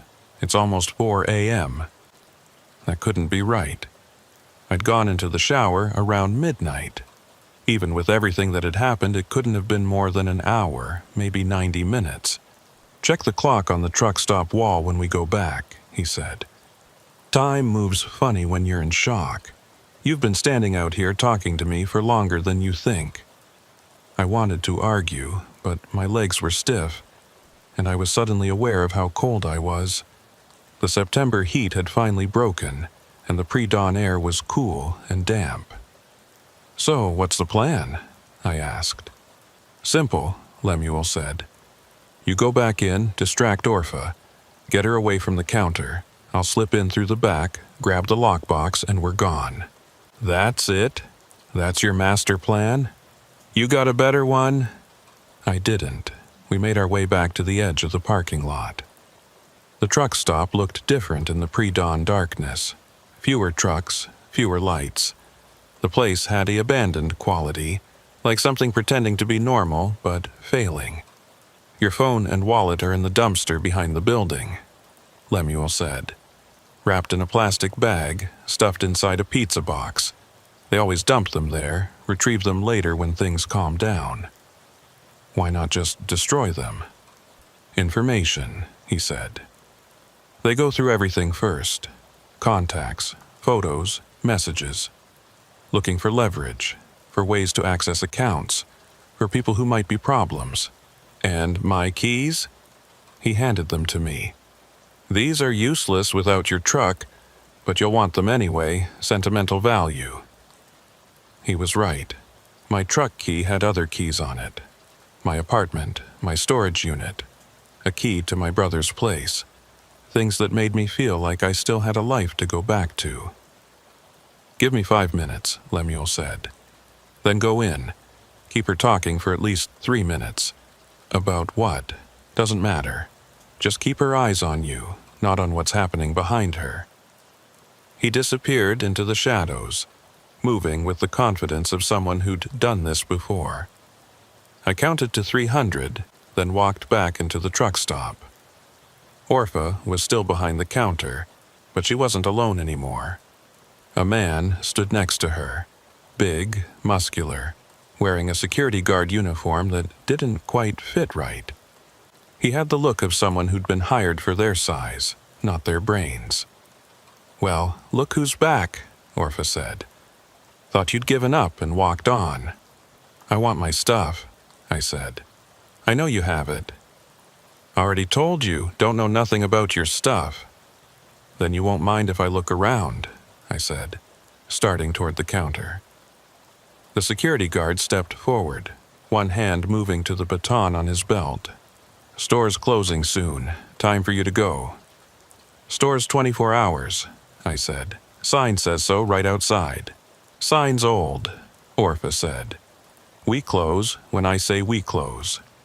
I saw movement behind them, Lemuel sliding along the back wall. He needed more time. "I know what you're doing," I said loudly. "I know about the other truckers, the ones who disappeared." Orpha's expression didn't change, but the security guard's hand tightened on his baton. "You're talking crazy," she said. "Earl, I think this man might be on drugs. Might need to call the sheriff, have him checked out." Earl, apparently that was the security guard's name, pulled out his phone. "Go ahead," I said. "Call them. I'll tell them about the fishing camp, about what happens to the drivers who don't cooperate." Now, Orpha's expression did change. Her eyes narrowed and she leaned forward. "You don't know nothing," she said quietly.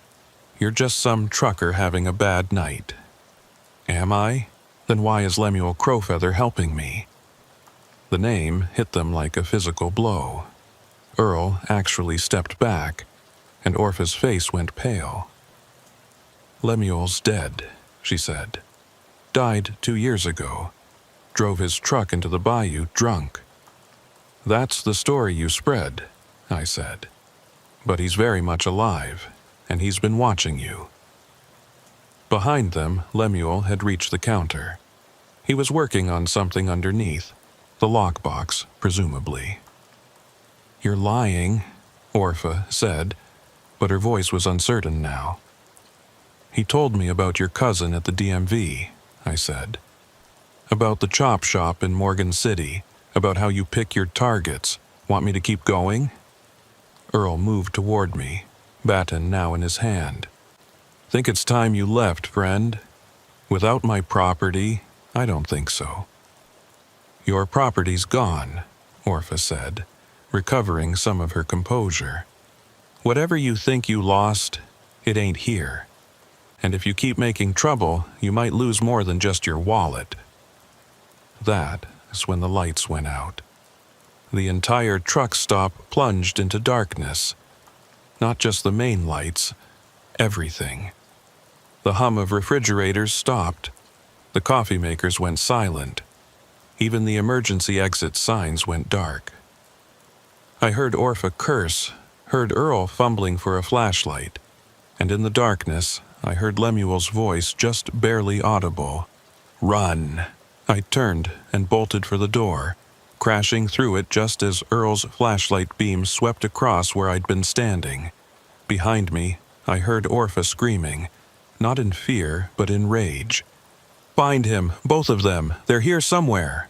I ran into the parking lot, but instead of heading for the trees where I'd met Lemuel, I went the opposite direction, toward the dumpster he'd mentioned. If my phone was really there, I needed it. The dumpster reeked of rotting food and diesel fuel. I held my breath and started pulling out bags, looking for pizza boxes. Found 3 before I found the right one, and sure enough, there was a plastic bag with my phone and wallet inside. The phone was dead, of course, but the wallet still had everything. My cash, my cards, my CDL. Small victories. Hey, Earl's flashlight beam caught me. He was running toward me, baton raised. I grabbed the nearest thing, a broken piece of rebar from beside the dumpster, and stood my ground. He swung first, the baton whistling past my head as I ducked. I brought the rebar up, caught him in the ribs. He grunted, but didn't go down, grabbed my wrist with his free hand. We wrestled for a moment. Him trying to bring the baton down on my head, me trying to keep the rebar between us. Then Lemuel appeared out of nowhere, carrying something heavy. He brought it down on Earl's head, not hard enough to kill, but hard enough to drop him. Earl crumpled to the ground, groaning. Got it, Lemuel said, holding up a metal lockbox. Everything's in here, years of records. Now what? Now we run, he said. My car's hidden about a quarter mile down the road. We need to get there before... A gunshot cracked through the night.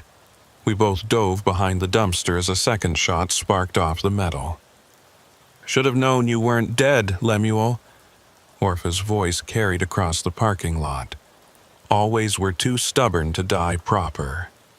She's got a gun, I said unnecessarily. She's got several, Lemuel said. Keep low, move fast, ready. We ran, zigzagging between parked trucks as more shots rang out. I heard other voices now, more of Orpha's people probably. The truck stop was waking up, but not in a way that would help us. We made it to the tree line just as headlights started flicking on across the parking lot. Lemuel led the way, moving through the underbrush like he'd memorized every root and branch. I stumbled along behind him. The lockbox clutched against my chest, branches tearing at the borrowed clothes that were already too small. How far? I gasped. Not far, he said. Keep moving. Behind us, I could hear pursuit. Not just footsteps, dogs. They'd brought out dogs. They've got trackers, I said. Won't help them, Lemuel said. Trust me. We burst out of the trees onto a narrow dirt road. An old Honda Civic sat partially hidden in the bushes, covered with a camouflage tarp that Lemuel yanked away. The car looked like it had survived multiple hurricanes badly. Rust eating through the wheel wells, duct tape holding the bumper on, one headlight pointing off at an odd angle. Get in, he said, fumbling with the keys. The engine turned over on the third try, coughing to life like a sick animal. We peeled out, kicking up dirt and gravel just as flashlight beams appeared at the tree line behind us. "Where are we going?" I asked. "First away," Lemuel said, taking a hard right onto another dirt road. "Then we need to find somewhere with the internet. Upload these records before they catch us."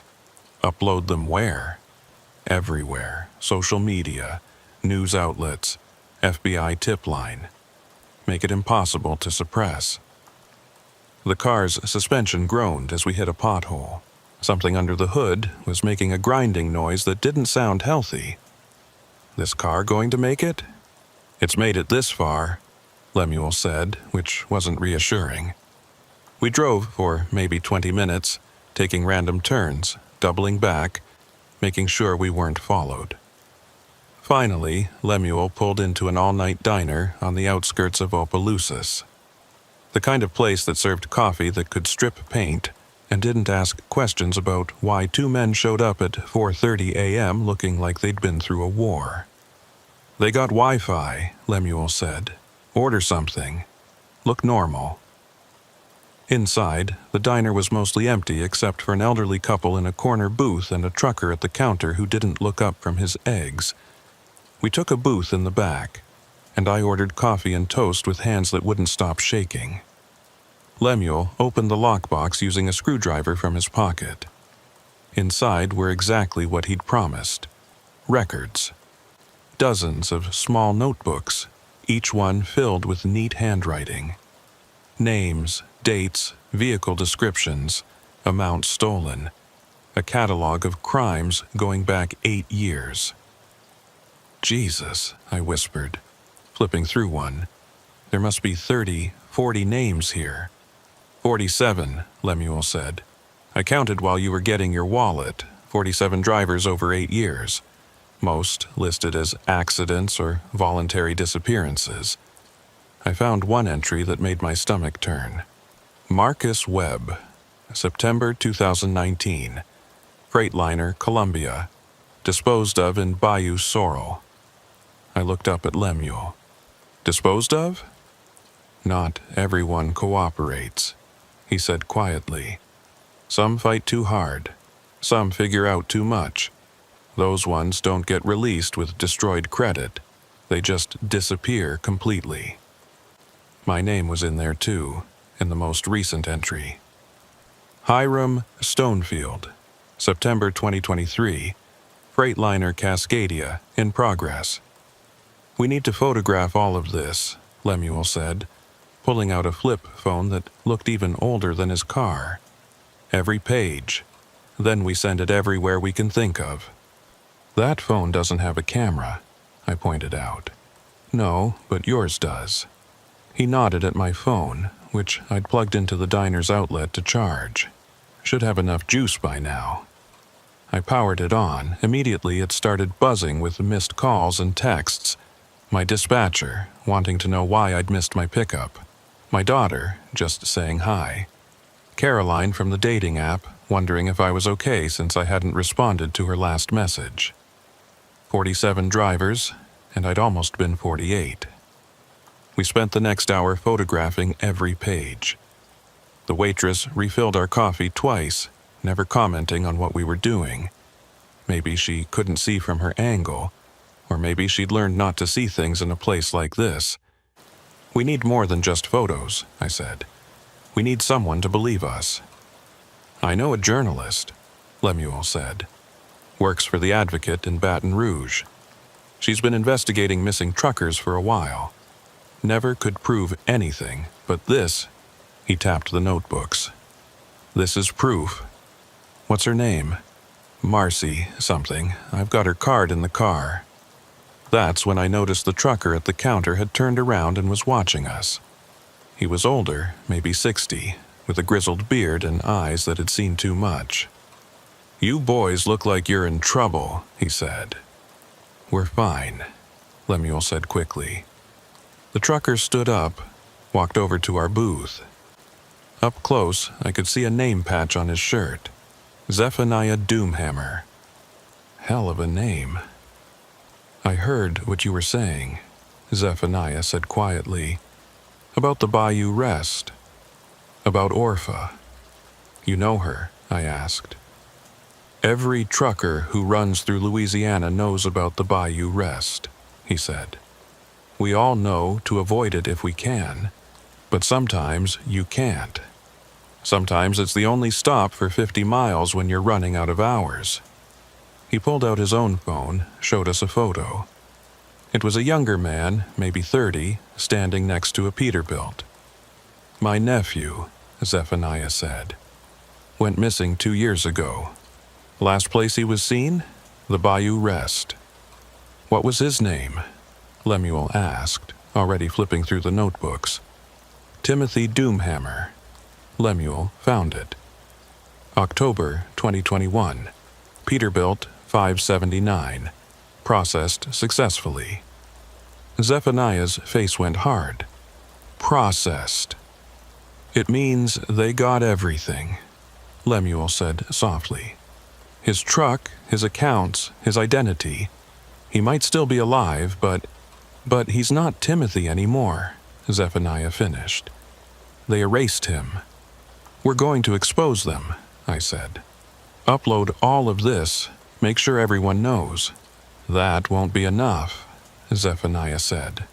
Orpha's got protection. Local cops, state officials. You upload this, it'll disappear. You'll disappear. Then what do you suggest? He smiled, but it wasn't a pleasant expression. I suggest we handle this the old way, the trucker way, which is CB radio, he said. Every trucker in Louisiana's got one. We start spreading the word, trucker to trucker. No internet for them to scrub, no officials to suppress it. Just drivers warning drivers, like we've always done. That'll take too long? Lemuel said. No, it won't, Zephaniah said.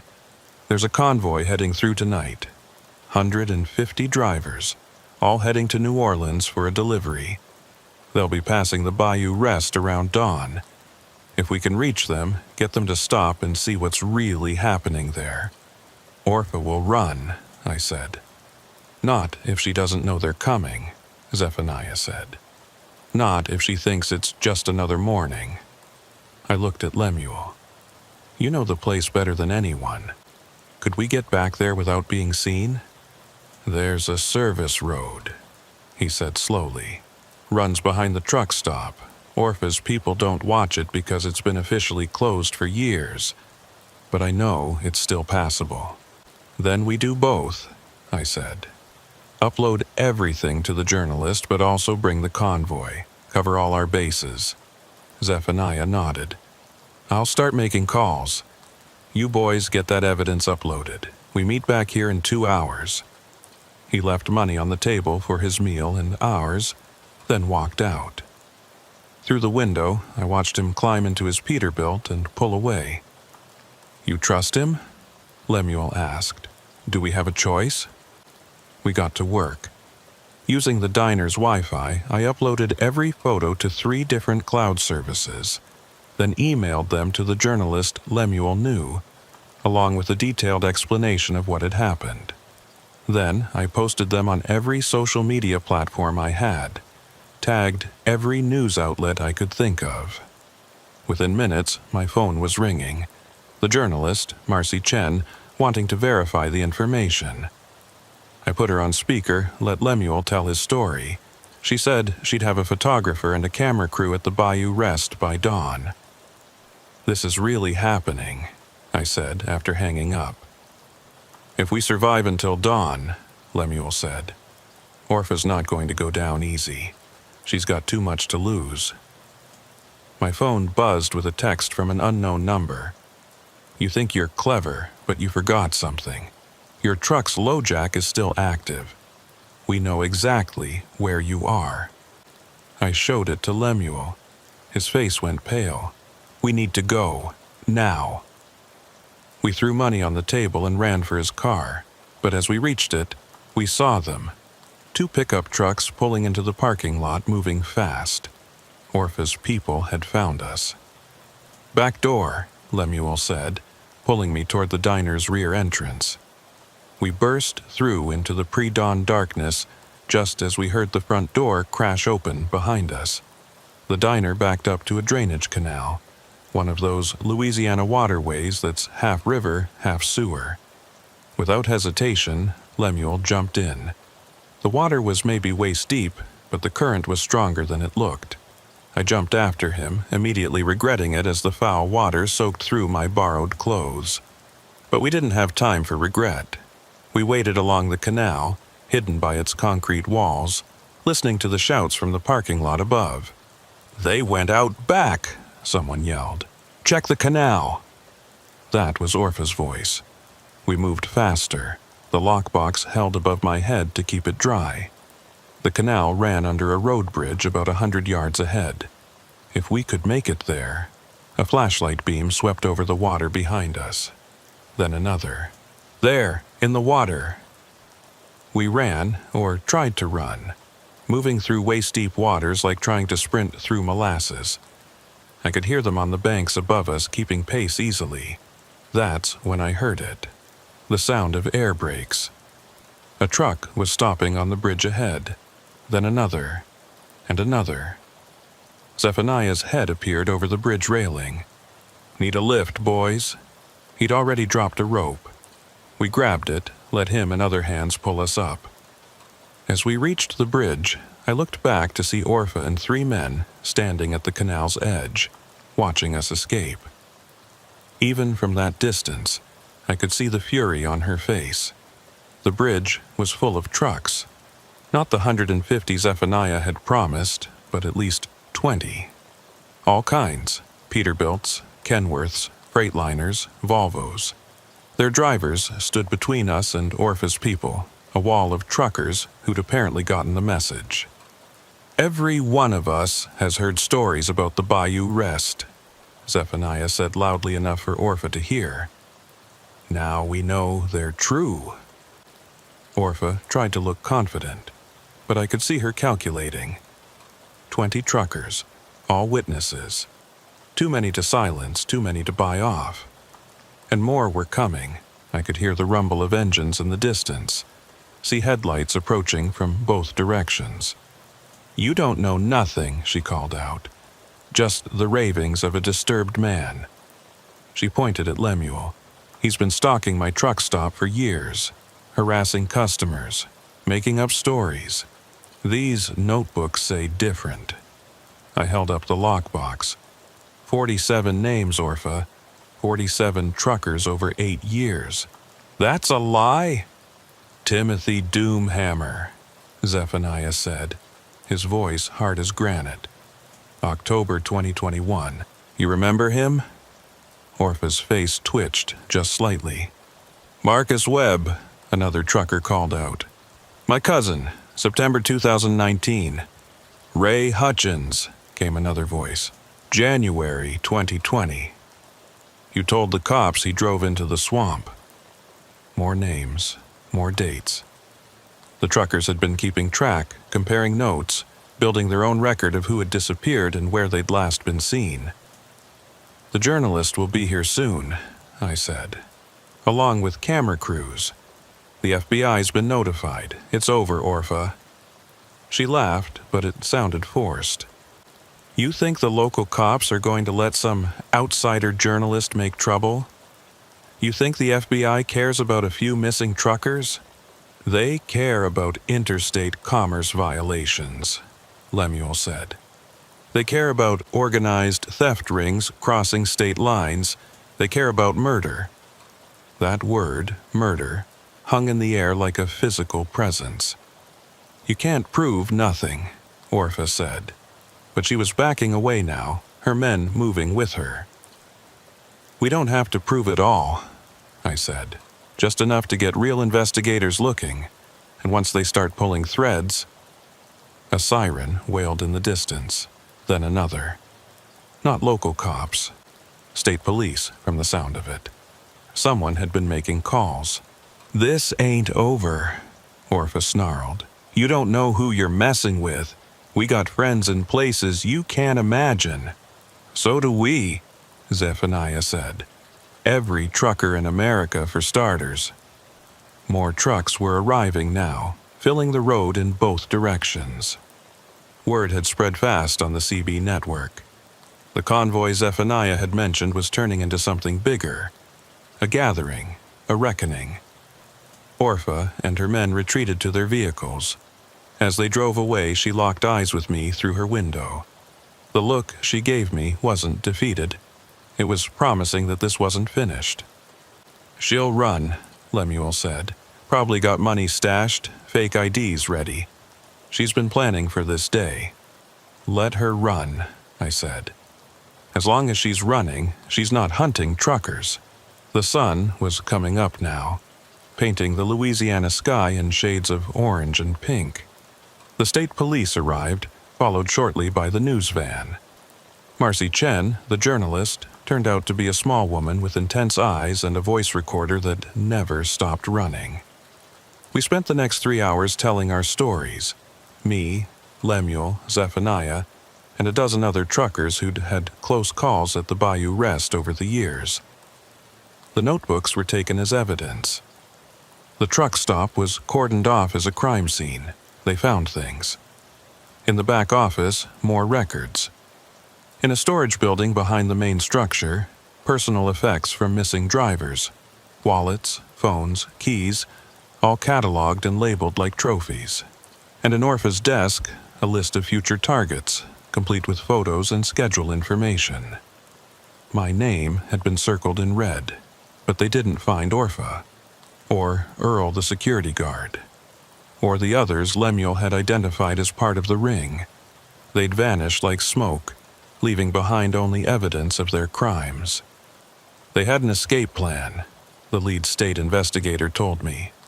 Probably had it for years.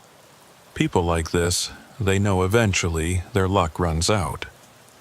My truck was found 3 days later in Morgan City, already partially stripped. Insurance covered most of it, but I was out of work for 2 months while everything got sorted. The dating app woman, Caroline, turned out to be more understanding than I'd expected. We're still talking, taking things slow. Lemuel disappeared the day after everything went down. Left a note saying he'd done what he'd come to do, and now he needed to find a new purpose. I hope he did. Zephaniah started a trucker safety network, spreading information about dangerous stops, suspicious situations. It's all CB-based, old school, impossible to hack or suppress.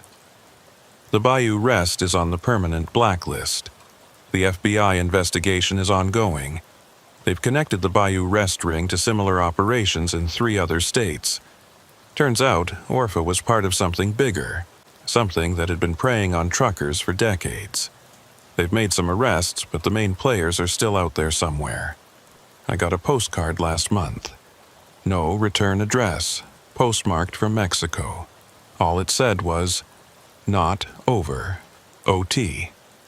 Orpha Thornwick, letting me know she's still out there. I keep driving, changed companies, changed routes, but I'm still out here on the highways. I avoid Louisiana mostly, though sometimes work takes me through. When it does, I drive straight through. No stops. Extra fuel tanks to make sure I don't have to pull over. But here's the thing about being a trucker. We talk to each other. We share information. We watch out for our own. Every driver out here knows about the Bayou Rest now. Knows about Orpha and her crew. Knows to be careful at isolated truck stops, to stay alert in the showers, to keep their keys and phones secure. The Bayou Rest itself is closed now, has been since that morning. The building's still there, slowly being reclaimed by the swamp. Kudzus covering the walls, windows are broken, parking lots cracking apart. Sometimes truckers report seeing lights there at night, shadows moving around the abandoned structure. But no one stops to investigate. It's become a ghost story we tell, a warning disguised as legend. 6 months after everything happened, I was at a truck stop in Arkansas, a nice one, well lit, plenty of people around. I was in the shower, and for just a second, I thought I heard someone try the door handle. My blood went cold, and I was right back at the Bayou Rest, naked and vulnerable. But it was just another trucker who'd gotten the wrong stall number. He apologized through the door, moved on. I finished my shower, got dressed, walked back to my truck without incident. That's the thing about what happened. It stays with you. Every truck stop shower, every isolated rest area, every too friendly attendant who asks too many questions. You get paranoid, but maybe that's not a bad thing. Maybe a little paranoia keeps you safe out here. I still have the lockbox. The cops made copies of everything, but they let me keep the original. 47 names of drivers who weren't as lucky as me.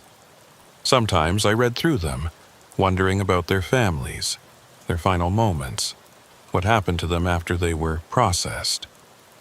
There's a memorial now, unofficial but real. A tree near where the Bayou Rest used to operate, where truckers have started leaving things. Photos, CB antennas, mud flaps with company names. Tributes to the ones who didn't make it out.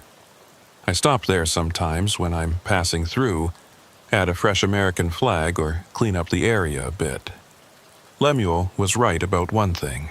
Time does move funny when you're in shock. Looking back, that whole night feels both endless and instant, like it lasted forever and happened in a blink. Sometimes I dream about it, about being in that shower, hearing footsteps, knowing something's wrong but not being able to stop it.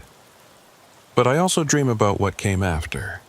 The truckers on the bridge, the wall of support, the community coming together. That's the part that matters, really. Not what Orpha and her people took, but what the rest of us did about it. The truth is, trucking's always been dangerous. Long hours, lonely roads, valuable cargo. We're targets just by the nature of what we do. But we're also a brotherhood, a network that spans the entire country. You mess with one of us, you mess with all of us. The Bayou Rest is closed, but there are other places out there. Other Orphas waiting in other truck stops. We know that. We watch for them. We warn each other. We survive by sharing information, by refusing to be easy victims. My phone buzzes sometimes with unknown numbers, texts that say things like, "Still watching," or "See you soon." I know it's her or her people trying to scare me, trying to make me look over my shoulder. But here's what Orpha doesn't understand. I was already looking over my shoulder. Every trucker is. It's how we survive out here.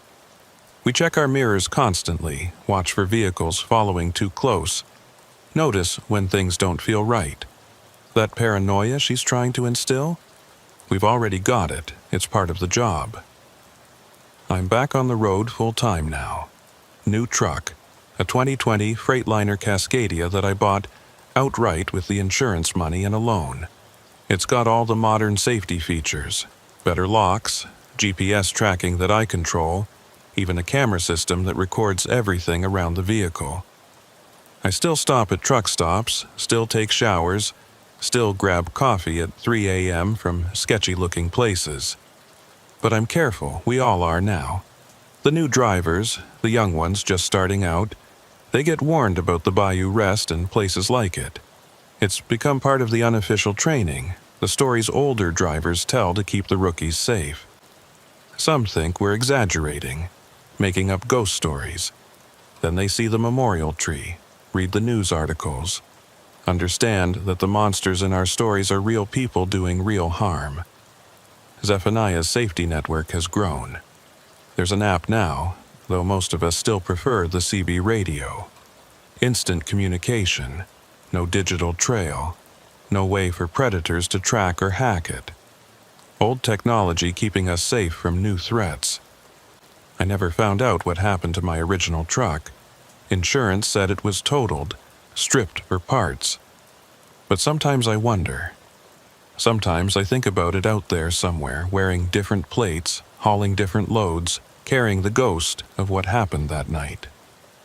The shower stall at the Bayou Rest, stall 4, that image stays with me. The rusted lock, the moldy tiles, the shelf where my belongings sat for just a moment before being stolen. Such a mundane place for life to change completely. But that's how it happens, isn't it? The worst moments come when you're vulnerable, when you're just trying to get clean after a long haul. I've thought about quitting, finding work that keeps me home, keeps me safe. But trucking's what I know. It's who I am. And maybe in a way what happened made me better at it. More aware, more careful, more connected to the community of drivers around me. We look out for each other now more than ever. If someone doesn't check in, we notice.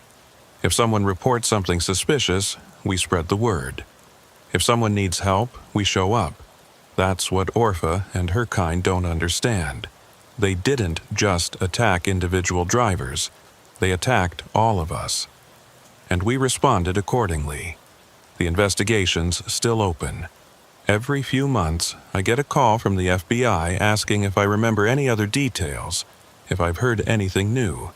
I tell them about the postcards, the texts. They say they're following leads, that they'll find her eventually. Maybe they will. Maybe they won't. But I know something they don't. I know Orpha's afraid now. Those threatening messages. They're not from someone in control. They're from someone who lost everything and wants me to know they blame me. That's not power, that's desperation.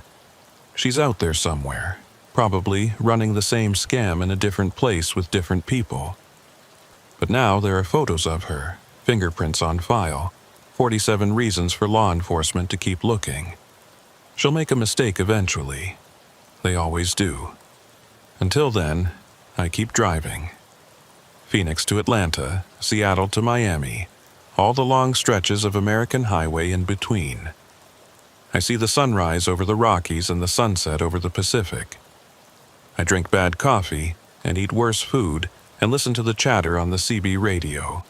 Drivers warning each other about speed traps and weather, about construction zones and closed way stations. And sometimes, late at night, when I'm the only truck on a lonely stretch of highway, I think about those 47 names, the drivers who didn't make it home. They're part of the road now, part of the stories we tell, part of the reason we watch out for each other. The Bayou Rest is closed, but its memory lives on as a warning. We're not alone out here, not really.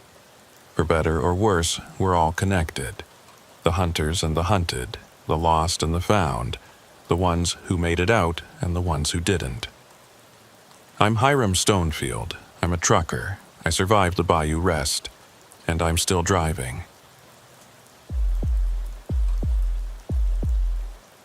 The temperature gauge started climbing just outside Mamou, Louisiana, on a stretch of Highway 13 that hadn't seen improvement money since the Carter administration.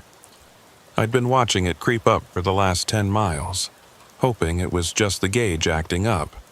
But when wisps of steam started seeping from under the hood, I knew I was done hoping. My name's Ephraim Duskwood, and I'd been hauling refrigerated goods through Louisiana for the better part of 12 years. The truck was my life.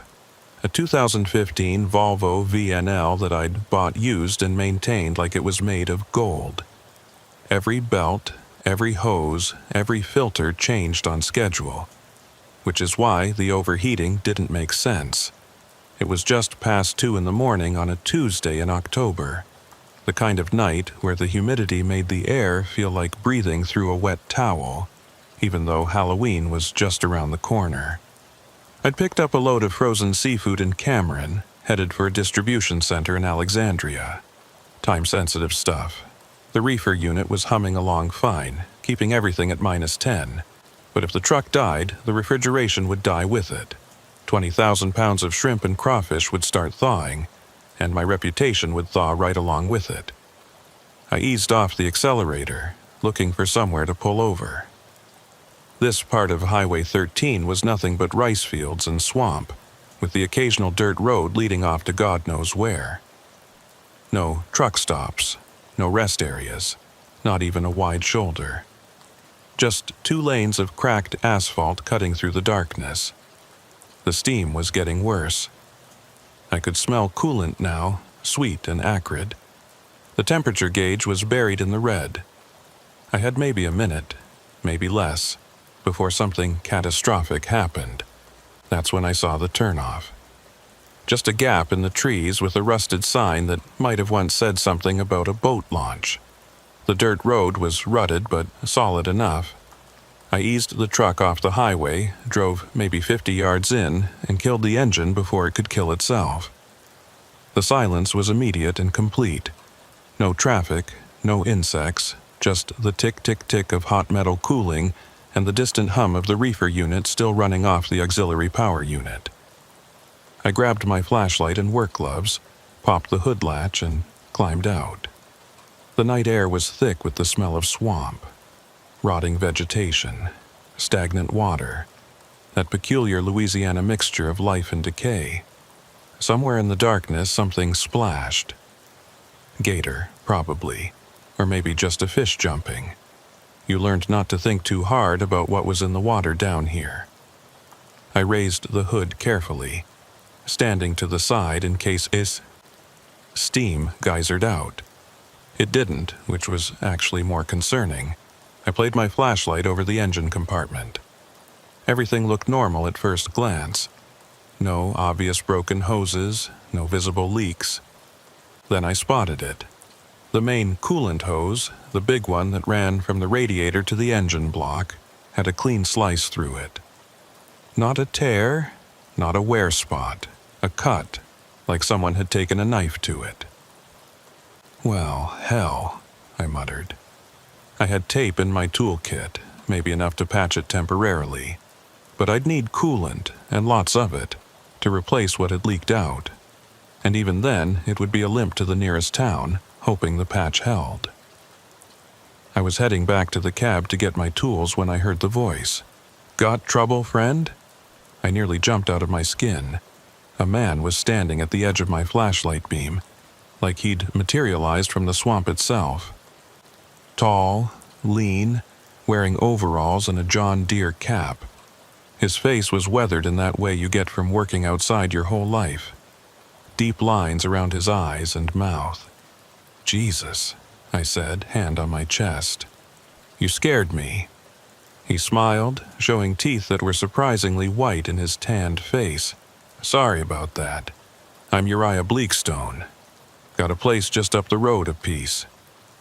Heard your truck pull in, figured you might need help."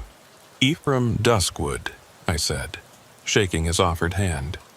His grip was firm, calloused. "Coolant hose is cut. Don't suppose you've got any spare hose and coolant lying around." "Matter of fact, I might," Uriah said. "Farm's got all kinds of equipment. Bound to have something that'll work. It's just a quarter mile up this road." Something about the situation felt off. How had he heard my truck from a quarter mile away? Why was he out at 2 in the morning? But I was stuck, and he was offering help. "That's mighty kind of you," I said. "No trouble at all. We help each other out here. Don't get many visitors, especially not at this hour. Come on, we'll take my truck." He gestured toward the road where I could now see the shape of a pickup parked in the shadows. An old Ford, by the look of it, more rust than metal. "I should probably stay with my rig," I said. "Got refrigerated cargo." "It'll be fine for 20 minutes, Uriah said. "Not like anyone's going to steal it out here. Besides, you can't fix it without supplies." He had a point, and the APU would keep the reefer running for hours without the main engine. "All right," I said, grabbing my phone and wallet from the cab. "Lead the way." Uriah's truck smelled like motor oil and tobacco. The seat springs were shot, so I bounced with every rut in the road. He drove without headlights, navigating by memory or moonlight, I couldn't tell which. "Been farming out here long?" I asked, trying to make conversation. "All my life," he said. "My daddy's land, and his daddy's before that. Back to before the Civil War. Must be tough farming in this swamp." He chuckled. "We make do. Got rice fields, some crawfish ponds. Few head of cattle, and we do some mechanic work on the side. Folks around here can't always afford to take their equipment to town. The road curved, and suddenly there were lights ahead. Not electric lights. Too yellow, too flickering. Lanterns, maybe, or torches. A lot of them. "Having a party?" I asked, trying to keep my voice light. "Something like that," Uriah said. "Harvest celebration, family tradition." But it was October. Rice harvest was in August, September at the latest. And who celebrated anything at 2 in the morning on a Tuesday? The farm materialized out of the darkness like something from another century. A sprawling wooden house that looked like it had been added to over generations, creating a maze of rooflines and porches, barns and sheds scattered around, most leaning at concerning angles. And people, dozens of people, all dressed like they'd stepped out of a Depression-era photograph, all standing perfectly still, all looking at the truck as we pulled up. "Family reunion," Uriah said, but his voice had changed. Flatter, less friendly. "Been planning it for months." I reached for my phone, thinking I'd text my dispatcher, let someone know where I was. No signal, not even one bar. "Cell towers don't reach out here," Uriah said, watching me. "We like it that way. Peaceful." He parked the truck, and immediately the crowd of people moved closer. Men, women, even children, all with that same weathered look, all with those same too bright smiles. "This is Ephraim," Uriah announced. "His truck broke down. We're going to help him." Murmurs of greeting, nods all around. But nobody moved to actually help. They just stood there watching. "The supplies?" I prompted. Right. Abner, get the man what he needs." A younger man, maybe 30, peeled away from the crowd. Abner Grimhold, Uriah introduced him as. He had the same lean build as Uriah, the same weathered face, but his eyes were different. Nervous, darting, like he wanted to say something but didn't dare. "Coolant hose," Uriah told him. "The good stuff." Abner nodded and jogged toward one of the barns. I noticed he kept looking back at me, that nervous expression getting worse. "While we wait," Uriah said, putting his hand on my shoulder. "Come meet my wife, she's got coffee on." The hand on my shoulder wasn't a suggestion. It was a grip, firm enough to hurt if I tried to pull away. The crowd parted as he guided me toward the house, then closed behind us. I was surrounded. The house's interior was worse than the outside. It smelled of kerosene and something else, something organic and wrong. The walls were covered in old photographs, hundreds of them, all showing stern-faced people in old-fashioned clothes. But what caught my eye were the newer photos mixed in, modern photos, Polaroids mostly, showing trucks, big rigs, all different makes and models, all photographed from the same angle, like trophies. "Coffee?" A woman appeared in a doorway, thin, gray-haired, wearing a dress that might have been fashionable in 1940. Uriah's wife, presumably. He'd never said her name. "I really should get back," I said. "My cargo—" "Tabitha makes the best coffee in 3 parishes," Uriah said, his grip on my shoulder tightening. It would be rude to refuse. "Tabitha Shadowmere," she introduced herself, handing me a chipped mug filled with black liquid that might have been coffee once. It was lukewarm and bitter enough to strip paint. I pretended to sip it while looking for exits. The front door we'd come through. A back door, probably to the kitchen. Windows, but all with closed shutters. "U-Haul refrigerated?" Tabitha asked, settling into a rocking chair that creaked ominously. "Yes, ma'am." "What kind of cargo?" "Seafood mostly." "Valuable?" The question was too pointed, too interested. "Not really, just shrimp and crawfish, nothing special." She exchanged a look with Uriah. Disappointment, maybe, or calculation. "Still," Uriah said, "truck like yours must be worth something." "It's insured," I said quickly. Company tracks it by GPS. They know exactly where it is at all times. Another lie. I was an owner-operator. No company, no GPS tracker except my phone. But they didn't need to know that. Abner appeared in the doorway, breathing hard like he'd been running. "Got it," he said, holding up a length of hose. But what? Uriah's voice had an edge now. "We're out of coolant. Used the last of it on the tractor last week." Uriah's face darkened. "Check the other shed." I did, nothing. "Then we'll have to make do," Uriah said, standing. "Come on, Ephraim, let's get you fixed up." But the atmosphere had changed. The friendly helpfulness was gone, replaced by something predatory. The people outside had moved closer to the house, blocking the windows. I could hear them murmuring, discussing something in voices too low to make out. "Actually," I said, standing up too fast, spilling some of the awful coffee. "I just remembered, I've got a buddy in Ville Platte. He runs a tire shop. He's probably up, getting ready for the morning shift. I can call him." "You said there's no cell service," Tabitha said quietly. "I'll drive to where there is. Really, you've been too kind already." "Nonsense," Uriah said. "We've got you this far. Besides, your truck's a quarter mile away. How are you planning to get there?" Through the window, I could see more people arriving. They weren't coming from the house or the barns. They were coming from the swamp itself, emerging from the tree line in groups of 2 and 3. All dressed the same, all with that same weathered look, all heading toward the house. I was trapped, and we all knew it. "You know what?" I said, trying to keep my voice steady. "I think I'll take that hose and walk back to my truck. Don't want to trouble you folks any more than I already have." I reached for the hose in Abner's hands, but Uriah stepped between us. "Now, that don't make sense," he said. "Walking alone in the dark through swampland? That's how folks get hurt. A snake bite, gator, maybe just step wrong and break an ankle. We couldn't let that happen to a guest." Guest, the word hung in the air like a threat. Through the window, I counted at least 30 people now, all standing in a loose circle around the house.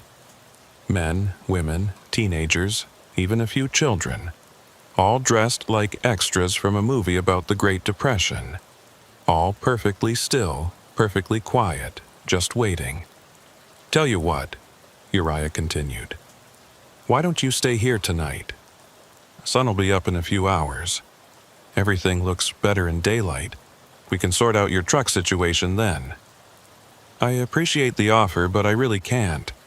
The refrigeration unit only has so much fuel. If it runs out, I lose the whole load." "Shame to lose all that seafood," Tabitha said from her rocking chair. "Worth what, 10,000? 20? "More like 30 if it spoils," I said, inflating the number. "Company will send people looking for it if I don't check in by dawn. It's that valuable." Another lie, but I was building a story now, trying to make myself more trouble than I was worth.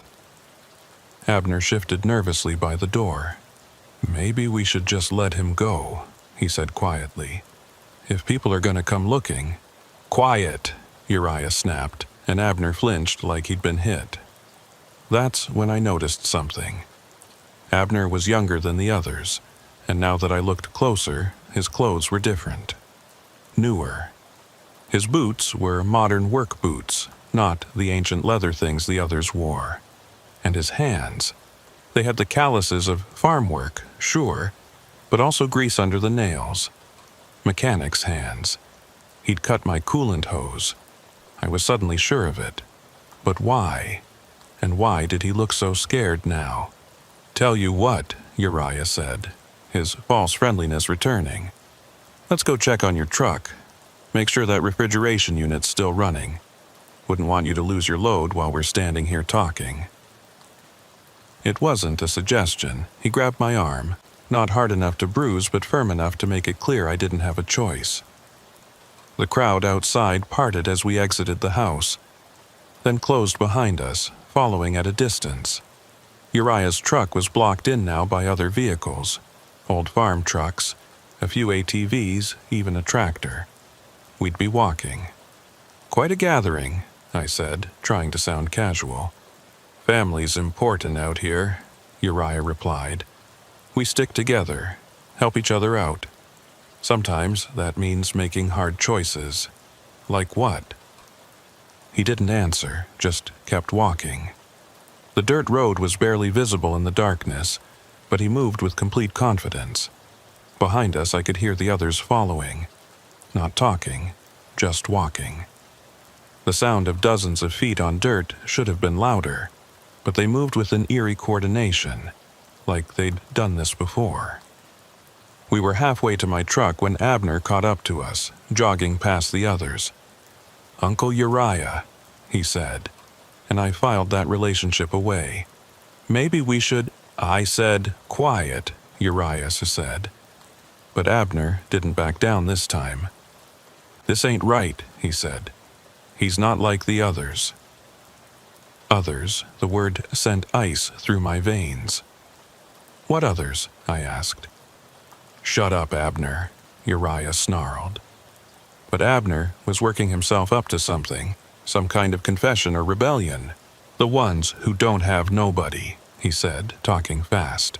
"The ones who won't be missed, but he's got people. He's got—" Uriah's hand moved fast, backhanding Abner hard enough to send him stumbling. "I said, shut up." I used the distraction to pull away from Uriah's grip, putting some distance between us. "What's he talking about? What others?" The crowd had stopped walking. They were spreading out now, forming a loose circle around us. In the darkness, they were just shapes, but I could feel their attention like a physical weight. "Nothing," Uriah said, but his voice had lost all pretense of friendliness. "Boys touched in the head, too much time in the sun." "The photos in your house," I said, pieces clicking together. "All those trucks, those weren't just pictures. Those were trophies." Uriah smiled then, and it was the coldest thing I'd ever seen. "Man's gotta make a living. Farm don't pay what it used to. You rob truckers, that's your real harvest." "Rob's an ugly word," he said. "We prefer to think of it as reclamation. Trucks break down on this stretch all the time. Radiator hoses especially. Funny how that happens." I looked at Abner, who was holding his jaw where Uriah had hit him. "You cut my hose while I was driving. How?" "Truck stop in Mamu," Abner said quietly. "You were inside getting coffee for 15 minutes. More than enough time." I remembered the stop, just a quick break to stretch my legs and grab caffeine for the final push. I'd never even noticed anyone near my truck. "We pick careful," Uriah said. "One's driving alone. Ones with older trucks that might actually break down. Ones who look like they can't afford to lose a load, so they'll take help from strangers." "And then what? You kill them?" "Kill's another ugly word," Uriah said. "Sometimes folks just disappear. Swamp's big. Lots of places a body won't ever be found. But usually, we don't have to go that far. Usually, folks are smart enough to hand over what we want and walk away. But I don't have anything. Old truck, cheap cargo. You got a truck worth 40,000 even used," Tabitha said. She'd followed us, moving silent as smoke. "You got credit cards, bank account. You got an identity we can use for all sorts of things. And if I refuse—" The circle tightened. I counted faces now, 37 people, all watching me with the patient hunger of predators who knew their prey was cornered. "Then you become a missing person report that nobody follows up on," Uriah said simply. "Another trucker who abandoned his rig, walked off into the night. Happens more than you'd think." My truck was visible now, just a darker shape against the dark trees. The reefer unit was still humming, still working, my lifeline to the outside world, if I could reach it. "Here's what's going to happen," Uriah said. You're going to sign over your truck title. You're going to give us your banking information, your passwords, everything. You're going to make this easy, and in return, we'll let you walk to the highway. Someone will pick you up eventually. You'll have a story about getting robbed, but no proof. No way to find us again. This road don't officially exist. This farm ain't on any map. And if I don't? He pulled something from his pocket. A knife, long and well used. Then we do this the hard way, and trust me, friend, you don't want that. The crowd murmured agreement. Some of them were holding tools now, shovels, picks, things that could hurt, things that could kill. But Abner was shaking his head, backing away from his uncle. "This ain't what you promised," he said. "You said we were just going to take the trucks. Nobody was supposed to get hurt." "Nobody has to get hurt," Uriah said, not taking his eyes off me. "Long as everybody cooperates." I saw my chance then. Not in running. I'd never make it to my truck before they caught me. But in the division between Uriah and Abner, the nephew who'd been pulled into something he wasn't comfortable with. "How many?" I asked Abner directly. "How many truckers have disappeared out here?" "Don't answer that," Uriah warned. But Abner was past caring. 12, he said. 12 in the past 3 years. Most walked away, but some... He trailed off, unable to finish. "Some are still out there," I said, nodding toward the swamp. "In the water, in the mud." "Enough," Uriah said, raising the knife. "Decision time, Mr. Duskwood. Easy way or hard way?" That's when we heard it. A sound that didn't belong in the pre-dawn swamp. An engine. No, multiple engines. Getting closer. Uriah's head snapped toward the sound. "Who did you call?" "Nobody," I said, genuinely confused. "I told you, no cell service." The engines were getting louder. Definitely trucks. Big ones. Then I understood. The refrigeration unit. It had a GPS tracker built into it separate from anything on my phone. If the unit detected a problem, like running stationary for too long without the main engine, it sent an alert to the company that leased it. And that company had a contract with local recovery services. I started laughing. I couldn't help it. "The reefer unit," I said. "It's been running on auxiliary power for over an hour. That triggers an automatic alert. The leasing company sends someone to check." Uriah's face went pale. "You're lying." "Am I? Those sound like tow trucks to you? Maybe the police?" The crowd was getting agitated now, looking to Uriah for guidance. But he seemed frozen, calculating odds, trying to figure out if I was bluffing. Headlights appeared through the trees. 3 sets, maybe 4. Too many for them to stop, too many witnesses. "We need to go," Tabitha said urgently. "Now." "He knows our faces," Uriah said, still holding the knife. "He knows our names." "Then we deal with it later," she said. "But not now. Not with witnesses coming." The crowd was already dispersing, melting back into the swamp with the same eerie coordination they'd shown before. Within seconds, it was just Uriah, Tabitha, Abner, and me. "This ain't over," Uriah said, backing away. "You don't know these roads like we do. You don't know these people. You'd be smart to forget this night happened." "Like the other 12 forgot?" I asked. He smiled, that cold smile again. "The smart ones did." Then they were gone, vanishing into the darkness just as the first tow truck rounded the bend. It wasn't police, just a recovery service, 2 trucks with amber lights flashing. But they'd saved my life. The driver of the lead truck was a young guy, confused about why he was out here. "Got an alert about a reefer unit in distress," he said. "You having trouble?" "Coolant hose," I said, my voice shaky. "But I've got it handled. Sorry for the false alarm." He looked at me strange. I was sweating, shaking, probably looked like hell. "You okay, man?" "Yeah," I lied. "Just been a long night." It took some convincing, but eventually they left. I used the hose Abner had given me and what little coolant I had left to patch my truck together. It wasn't pretty, but it would get me to the next town. As I was finishing up, I found something tucked under my windshield wiper. A note, hastily scrawled, "Get out of Louisiana. Don't come back. They don't forget." It wasn't signed, but I recognized the grease-stained fingerprints. Abner, trying to warn me. I drove out of there as fast as my damaged truck would go, didn't stop until I hit the truck stop in Alexandria. In the light of day, surrounded by other truckers and normal people, the whole thing felt like a nightmare. But the cut in my coolant hose was real. The note was real. The memory of 37 people emerging from the swamp was very, very real.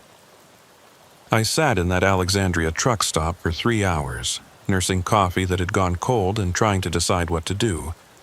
Call the police? And tell them what? That I'd been threatened by swamp people who may or may not have killed 12 truckers. I had no proof except a cut hose and a handwritten note. The farm wasn't on any map, Uriah had said. The road didn't officially exist. But I couldn't just drive away either. 12 truckers, maybe more. Some of them probably had families still wondering what happened, still waiting for them to come home. I was refilling my coffee when another trucker sat down across from me.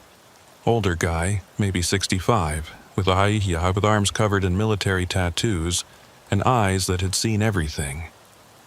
"You look like you've had a night," he said. "You could say that. Truck trouble? Something like that." He studied me for a moment, then leaned in closer. "Let me guess. Broke down on Highway 13 somewhere near Mamu. Had some locals offer to help." My blood went cold. "How did you know?" "Because you've got that look," he said. "Same look I had 15 years ago when it happened to me. Same look every trucker gets when they meet the Bleakstone clan. You know about them. Every old-timer who runs through Louisiana knows about them," he said. "Or knows to avoid that stretch of 13 after dark. You're lucky you got out." "There are bodies in that swamp," I said quietly. "Truckers who didn't get out." "I know," he said. "But proving it, that's something else. That family's been living in that swamp for over 150 years.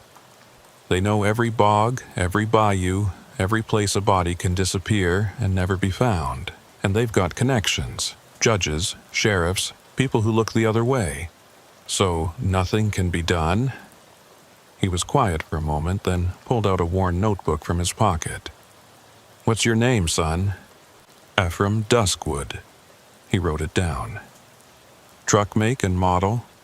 2015 Volvo VNL. He added that too. "I keep a list," he explained. "Every trucker who's had a run-in with them and lived to tell about it. Everyone who didn't. Been doing it for 15 years, ever since they tried to get me. How many names? Counting you? 43 who got away. Best guess? Maybe twice that many who didn't." Jesus. "It ain't just the Bleakstones," he continued. "There are families like them all through the Deep South, living in places that time forgot, making their own laws, taking what they want. Truckers are easy targets. We're alone. We're carrying valuable cargo, and if we disappear on some back road, it can take weeks before anyone starts looking in the right place." He showed me his notebook. Pages and pages of names, dates, locations, a catalog of near misses and probable murders that nobody was investigating. "Why don't you take this to the FBI?" I asked. "I did, 3 times. They said without bodies, without proof, it's just speculation. And the one time they did send agents down to that swamp, the Bleakstones were ready. Everything cleaned up, everyone with alibis, the whole family playing dumb country folk who wouldn't hurt a fly. So they just keep doing it. They get bolder every year, he said. Used to be they'd only hit maybe 1 or 2 trucks a year. Now, from what I'm hearing, they're taking 1 a month during the busy season. I thought about Abner, the nephew who'd seemed reluctant, scared even. Not all of them are willing participants, I said. The younger one, Abner, he tried to warn me. The old trucker nodded. There's always 1 or 2 who don't have the stomach for it. But family loyalty runs deep in places like that. Even the reluctant ones won't turn on their blood. He might, I said, thinking about the fear in Abner's eyes, the way he'd flinched when Uriah hit him. He's already halfway to breaking. Maybe. But getting to him would mean going back there, and that's not something I'd recommend. I knew he was right. The smart thing would be to repair my truck properly, deliver my load, and never take a route through Louisiana again. But I couldn't shake the image of those photos on Uriah's wall. All those trucks. All those drivers who'd just wanted to make their delivery and go home. "What's your name?" I asked the old trucker. "Frank Morrison," he said. "I run the northern routes mostly now. Stay out of Louisiana altogether. But you kept the notebook." "Someone has to remember," he said. "Someone has to keep count." We sat there for a while, 2 truckers in a busy stop, surrounded by the normal chaos of people coming and going. But we were both thinking about that swamp, about the things that happened in the dark places where the modern world hadn't quite reached. "I need to make my delivery," I finally said. "But after that, you do what you need to do," Frank said. "Just remember, they've been doing this for generations. They're not going to stop because 1 trucker got away." I made my delivery in Alexandria, got my truck properly repaired, and should have headed north, back to safer roads. Instead, I found myself researching. The Bleakstone name appeared in old records, property deeds, census data, court documents going back to the 1850s. Always in the same area, always keeping to themselves. There were newspaper articles too, mostly from decades past.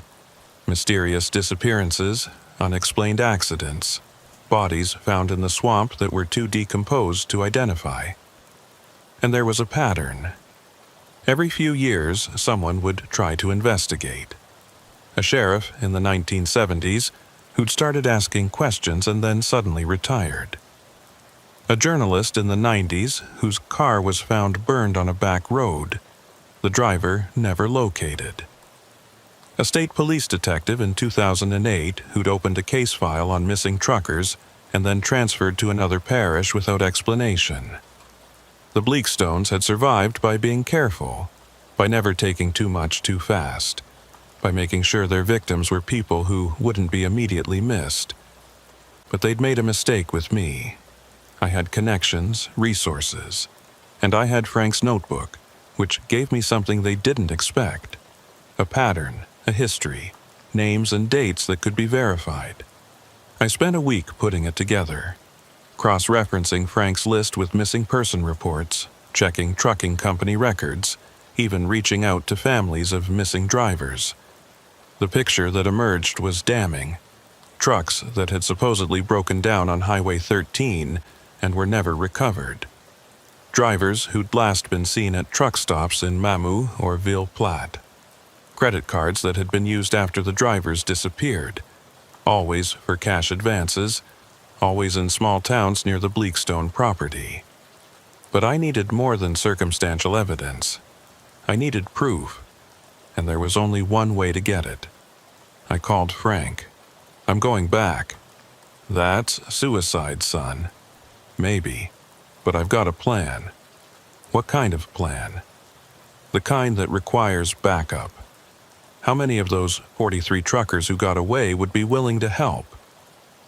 He was quiet for a moment. "To do what exactly? To end this, once and for all?"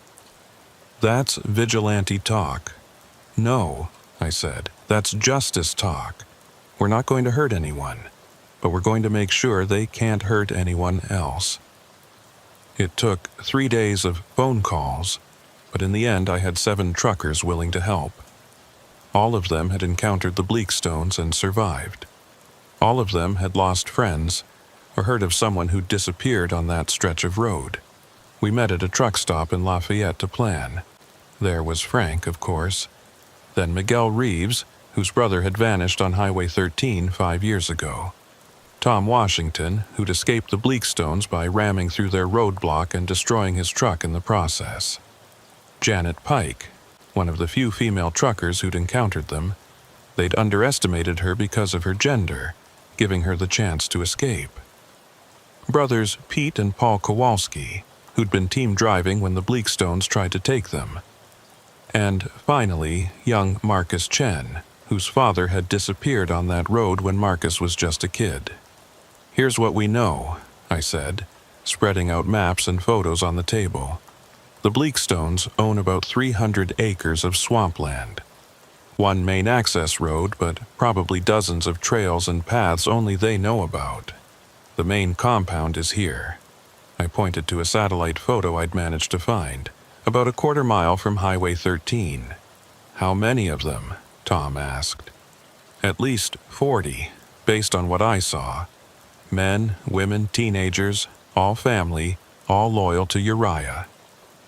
Except maybe Abner," I added. "He's the weak link. Young, scared, doesn't want to be part of it." "So what's the plan?" Janet asked. "We don't go in guns blazing," I said. "That's what they'd expect, and they know that swamp better than we ever will. Instead, we make them come to us." I explained my idea. It was risky, required precise timing, and depended on the Bleakstones being predictable. But if it worked, we'd have evidence that couldn't be ignored. "You're using yourself as bait," Frank said when I finished. "Someone has to, and I'm the one they want most right now. I got away, and I know too much." "This is crazy," Paul Kowalski said. "Maybe," I admitted. "But doing nothing is worse. How many more truckers are going to disappear while we sit here debating?" We spent the rest of the day preparing. Cameras to document everything. CB radios for communication. And most importantly, contacting people on the outside. Journalists, state police from other parishes, even a contact Tom had in the FBI. We gave them all the same message. On October 30th, something was going to happen on Highway 13 near Mamou. Be ready. The night of October 29th, I drove my truck back down Highway 13. Same route, same time of night, even carrying another load of seafood. I wanted everything to be familiar, to make the Bleakstones think I was just another stupid trucker who hadn't learned his lesson. Sure enough, just outside Mamou, my coolant hose failed again. Cut in the exact same place. Abner hadn't lost his touch. I pulled over at the same turnoff, went through the same routine of checking the engine. And just like before, Uriah appeared out of the darkness. "Well, well," he said. "Ephraim Duskwood. Didn't think we'd see you again." "Had to make the delivery," I said, trying to sound nervous. "This is the fastest route." "Foolish," he said, "very foolish." This time, he wasn't alone. At least a dozen men emerged from the trees, all armed. They'd learned from last time. "No recovery service coming to save you tonight," Uriah said. "We disabled that GPS unit while you were driving. You're all alone out here." "I figured as much," I said. He smiled that cold smile. "Then you know how this ends." "I do," I said. "But not the way you think." That's when the lights came on. 7 trucks, hidden in the trees on both sides of the road, all hit their high beams at once. The Bleakstones were suddenly illuminated like actors on a stage, and every one of those trucks had dashboard cameras running, recording everything. "What the hell?" Uriah spun around, shielding his eyes from the lights. "You're being recorded," I announced loudly, making sure the cameras would pick up my voice. "Everything you say, everything you do, is being documented." Frank's voice boomed from his truck's PA system. "This is being live-streamed to multiple platforms. State police are already on their way." That was partly true. We were recording everything, but the live stream was a bluff. No signal out here. But the Bleakstones didn't know that. "You think you're clever," Uriah snarled, pulling out his knife. "But cameras can be destroyed. Witnesses can disappear." 7 witnesses, I said. All of whom told people exactly where they'd be tonight. All of whom have families expecting them to check in. More Bleakstones were emerging from the swamp now, drawn by the commotion. I saw Tabitha among them, and there, hanging back near the trees, was Abner. His face was pale in the truck lights, eyes wide with what looked like relief mixed with terror. "Abner," I called out, "this is your chance. You don't have to be part of this anymore. Shut your mouth," Uriah roared. But I saw Abner take a step forward, then stop, caught between loyalty and conscience. 12 truckers, Abner," I continued. "Maybe more. You know where they are. You can end this." "Don't listen to him, boy," Tabitha shrieked. "He's outsider. Family comes first." But something in Abner had finally broken. Maybe it was the lights, the cameras, the knowledge that the outside world was finally watching. Or maybe he'd just been waiting for someone to give him permission to do what he'd wanted to do all along. "They're in the old quarry," he said, his voice barely audible. Then louder, "The bodies. They're in the Mirepoix quarry, about 2 miles northeast of the farm, weighted down with engine blocks." The silence that followed was deafening. Even the swamp seemed to hold its breath. Then Uriah moved, faster than a man his age should be able to. Not toward Abner. Toward me. The knife flashed in the lights as he covered the distance between us in seconds. I tried to dodge, but he was on me, the blade slicing across my ribs as I twisted away. Hot pain flared, and I felt blood immediately soaking my shirt.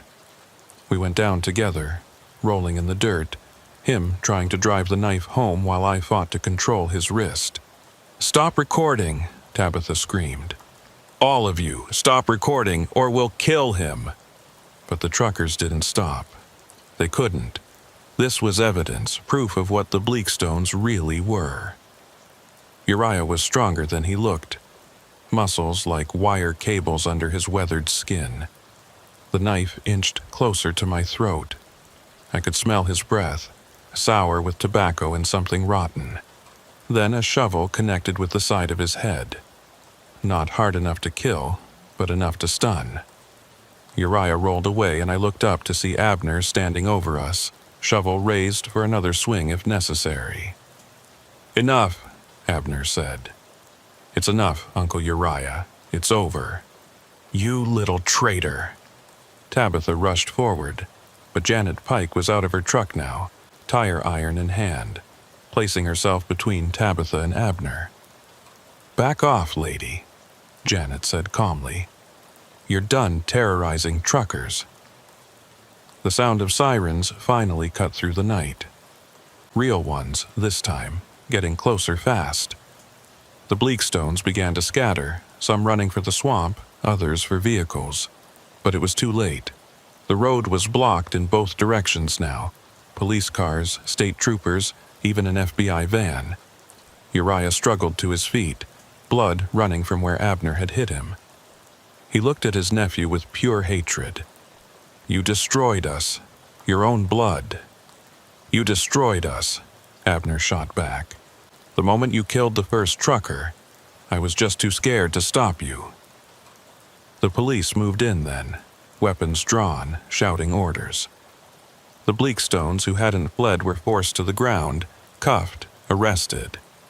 Uriah and Tabitha were among them, still cursing Abner, threatening him even as they were read their rights.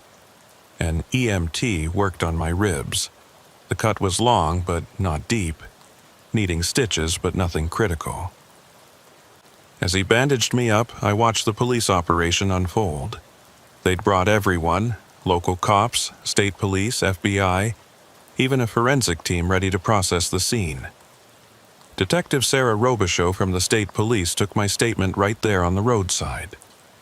I told her everything, both encounters, the 43 truckers Frank had documented, what Abner had said about the quarry. She listened, asked careful questions, took notes. "We've been trying to crack this family for years," she admitted. But they were careful, connected. We needed something like this. Multiple witnesses, video evidence. One of them turning witness. "What happens to Abner?" I asked.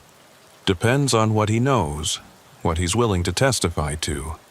He's young, seems like he was coerced. Prosecutor might offer him a deal if he cooperates fully." Frank came over as the detective moved on to interview others. "You did it," he said. "You actually did it." "We did it," I corrected. "All of us." By dawn, the Mirepoix quarry had been located. It took 3 days to drain enough water to start recovering bodies. The final count was worse than anyone had imagined. 19 truckers over a 15-year period. Some had been reported missing, others had simply vanished without anyone to report them gone. Each body told a story of violence, of lives cut short for the contents of a wallet or the value of a truck. The trial was a sensation. 41 members of the Bleakstone family were eventually arrested, though only 23 were charged with serious crimes. Uriah and Tabitha got life without parole. Others got sentences ranging from 5 to 30 years depending on their level of involvement. Abner testified for the prosecution. He laid out the entire operation, how they chose victims, how they disposed of bodies, how they sold the trucks through a network of chop shops across 3 states. His testimony was devastating, and when it was over, he entered witness protection. Last I heard, he was somewhere in the Pacific Northwest, working as a mechanic under a new name, trying to build a life free from the shadow of his family's crimes. The trucking community responded in force. A memorial was erected on Highway 13, near where so many had disappeared. 19 names carved in granite, with space left for any others who might be found. Truckers stop there sometimes, leave flowers or small tokens. It's become a place of pilgrimage, a reminder of what can happen when we don't watch out for each other.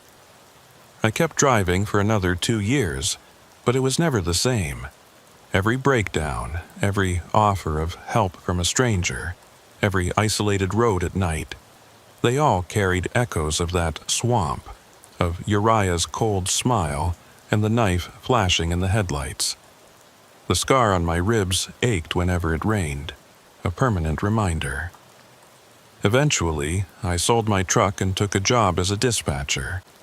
It's safer, more predictable. I sleep in my own bed every night instead of in truck stops, but I miss the road sometimes, miss the freedom of it, the solidarity of the trucking community. Frank Morrison still drives, still keeps his notebook, though he hasn't had to add many names lately. The story of the Bleakstones spread through the trucking world like wildfire. Every driver knows now to be careful on isolated roads, to verify offers of help, to trust their instincts when something feels wrong. The Bleakstone property was seized by the state, the farm and buildings demolished. The land is returning to swamp now, nature reclaiming what was always hers. Sometimes people report seeing lights there at night, hearing voices calling for help. But that's just folklore, stories truckers tell. The real Bleakstones are in prison, where they'll stay for the rest of their lives. 5 years have passed since that night on Highway 13. I'm sitting in my office at Shepherd Logistics in Shreveport, going through driver logs and route assignments, It's routine work, far from the danger and uncertainty of long-haul trucking. But every October, when the heat breaks and the Louisiana nights turn cool, I think about that encounter. The phone rings. It's my direct line, not the company number. Ephraim Duskwood? The voice is young, nervous. Yes? My name is, well, that doesn't matter. I heard about what happened with the Bleakstones, all of it. That was 5 years ago, I say carefully. Old news. Not for everyone. See, my family, we have a similar situation. Not Louisiana, Mississippi, about 60 miles east of Jackson. Family that's been preying on truckers for decades. I feel the old chill, the one I thought I'd left behind when I quit driving. Why are you calling me? Because you stopped them.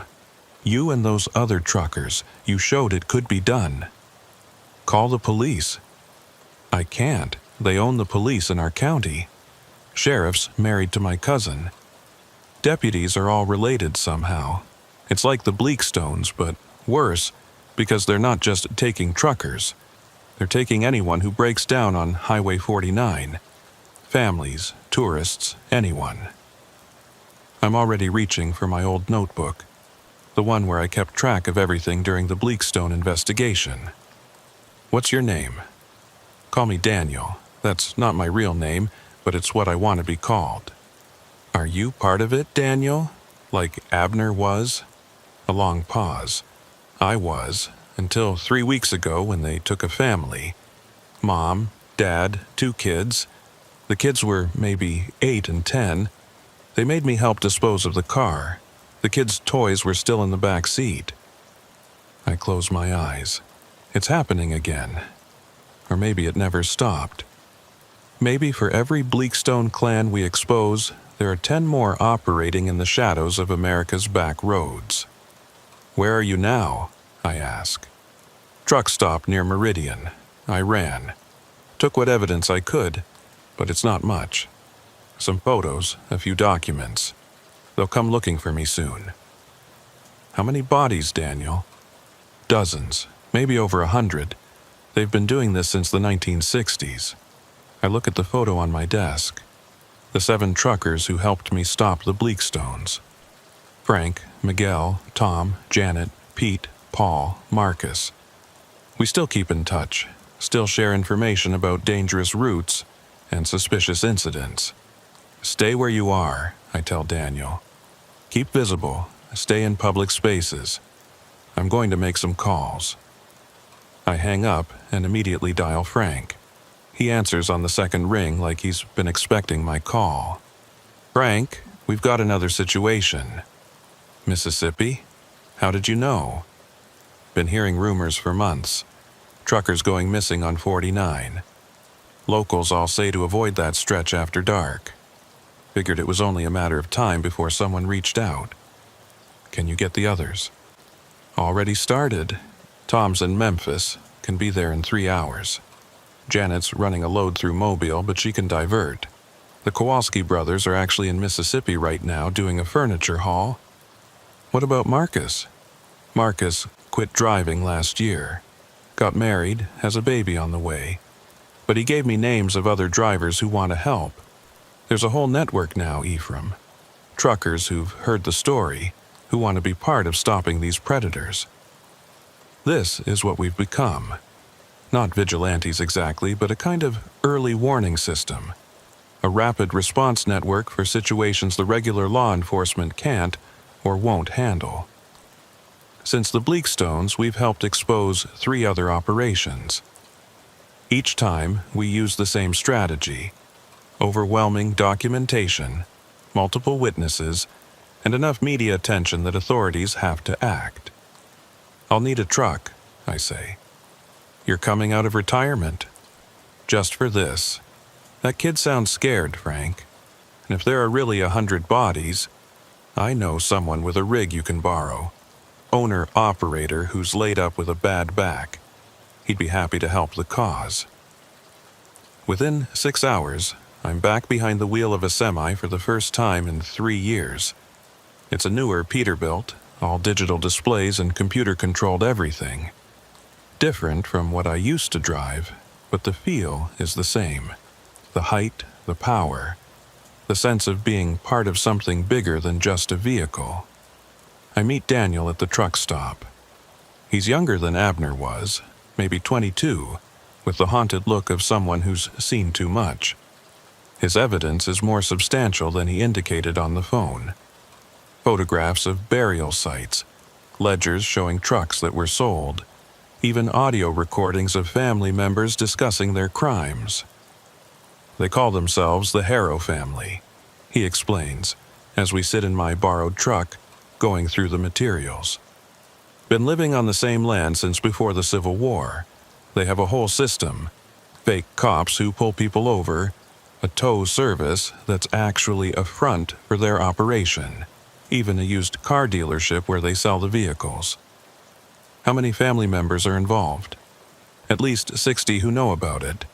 Maybe half that who actively participate. My grandfather, Josiah Harrow, he runs it all.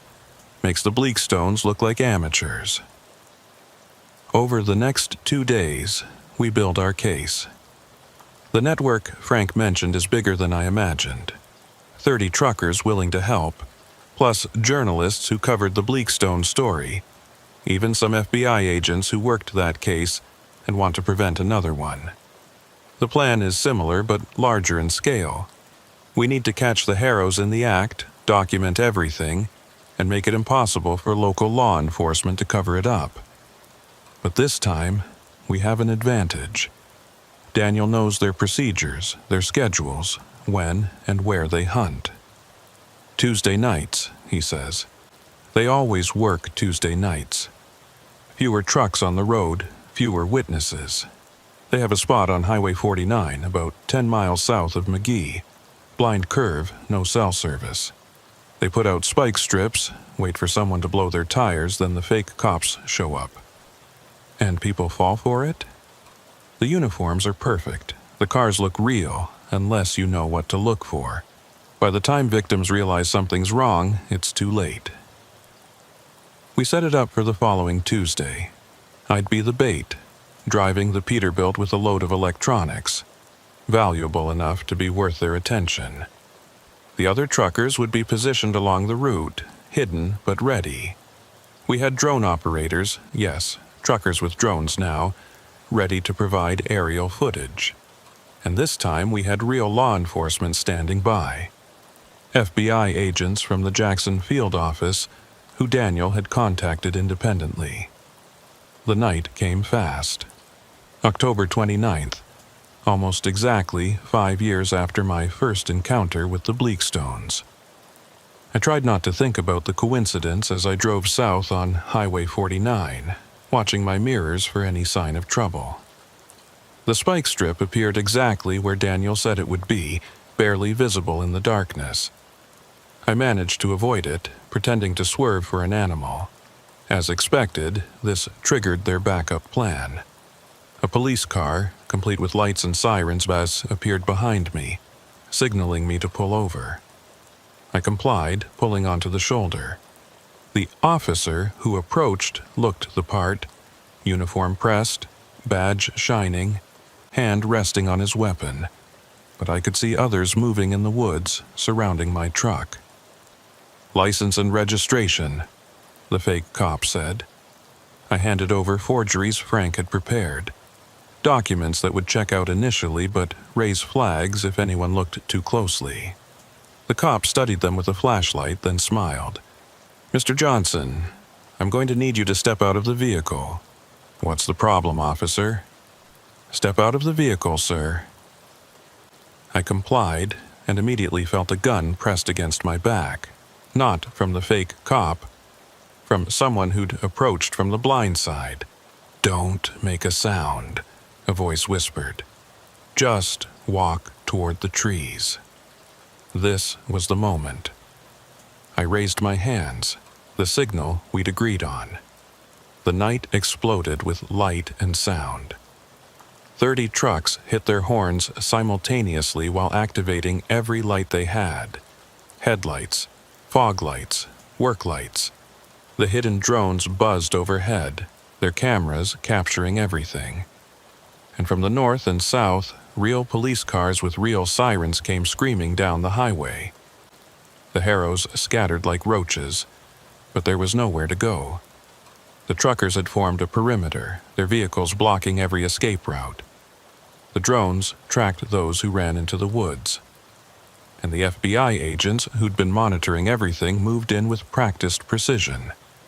The fake cop tried to run, but didn't get 10 feet before Tom Washington tackled him. The one with the gun at my back dropped it and raised his hands, smart enough to know when he was beaten. But the real chaos was at the Harrow compound, 3 miles away. A separate FBI team, working off Daniel's intelligence, raided it simultaneously. They found weapons, uniforms, fake badges, and detailed records going back 60 years. They also found Josiah Harrow trying to burn documents in a barrel behind the main house. Documents that included names, dates, and locations of over 140 murders. The aftermath was even bigger than the Bleakstone case. The Harrow family had connections throughout Mississippi law enforcement, and the investigation led to the arrest of 3 sheriffs, 8 deputies, and 2 judges. The body count, when they finally finished searching all the burial sites Daniel had identified, reached 153. It was one of the largest serial killing operations in American history. Daniel didn't enter witness protection. Instead, he became an advocate, working with families of missing persons to identify victims. Many of the bodies recovered had been listed as missing for decades. Finally, families had closure. The trucking network we'd formed evolved into something more official, the Highway Guardian Initiative. Funded partly by trucking companies and partly by donations, it maintains a database of dangerous areas, suspicious incidents, and missing drivers. It also provides rapid response when a driver reports trouble, coordinating with legitimate law enforcement and media to ensure transparency. I went back to my dispatcher job, but I remain involved with the initiative. We get calls every month, sometimes false alarms, sometimes real threats. We've exposed 7 more operations in the 5 years since the Harrows, though none as large or established. But here's the thing that haunts me. For every one we stop, how many are still out there? How many families like the Bleakstones and Harrows are still preying on travelers on America's back roads? How many bodies are hidden in swamps and quarries and forgotten places, never to be found?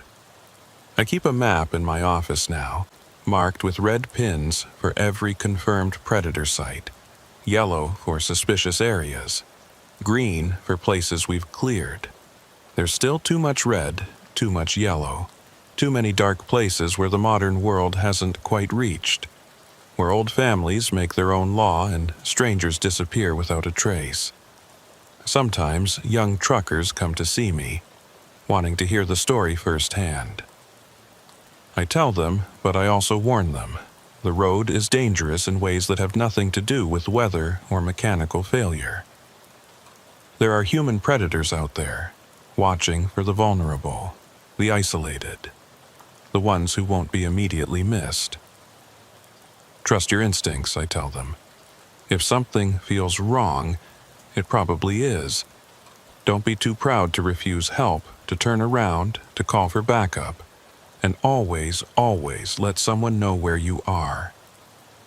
Last month, I got a letter. No return address, postmarked from Oregon. Inside was a photo of a young man standing next to a well-maintained car at what looked like a legitimate auto shop.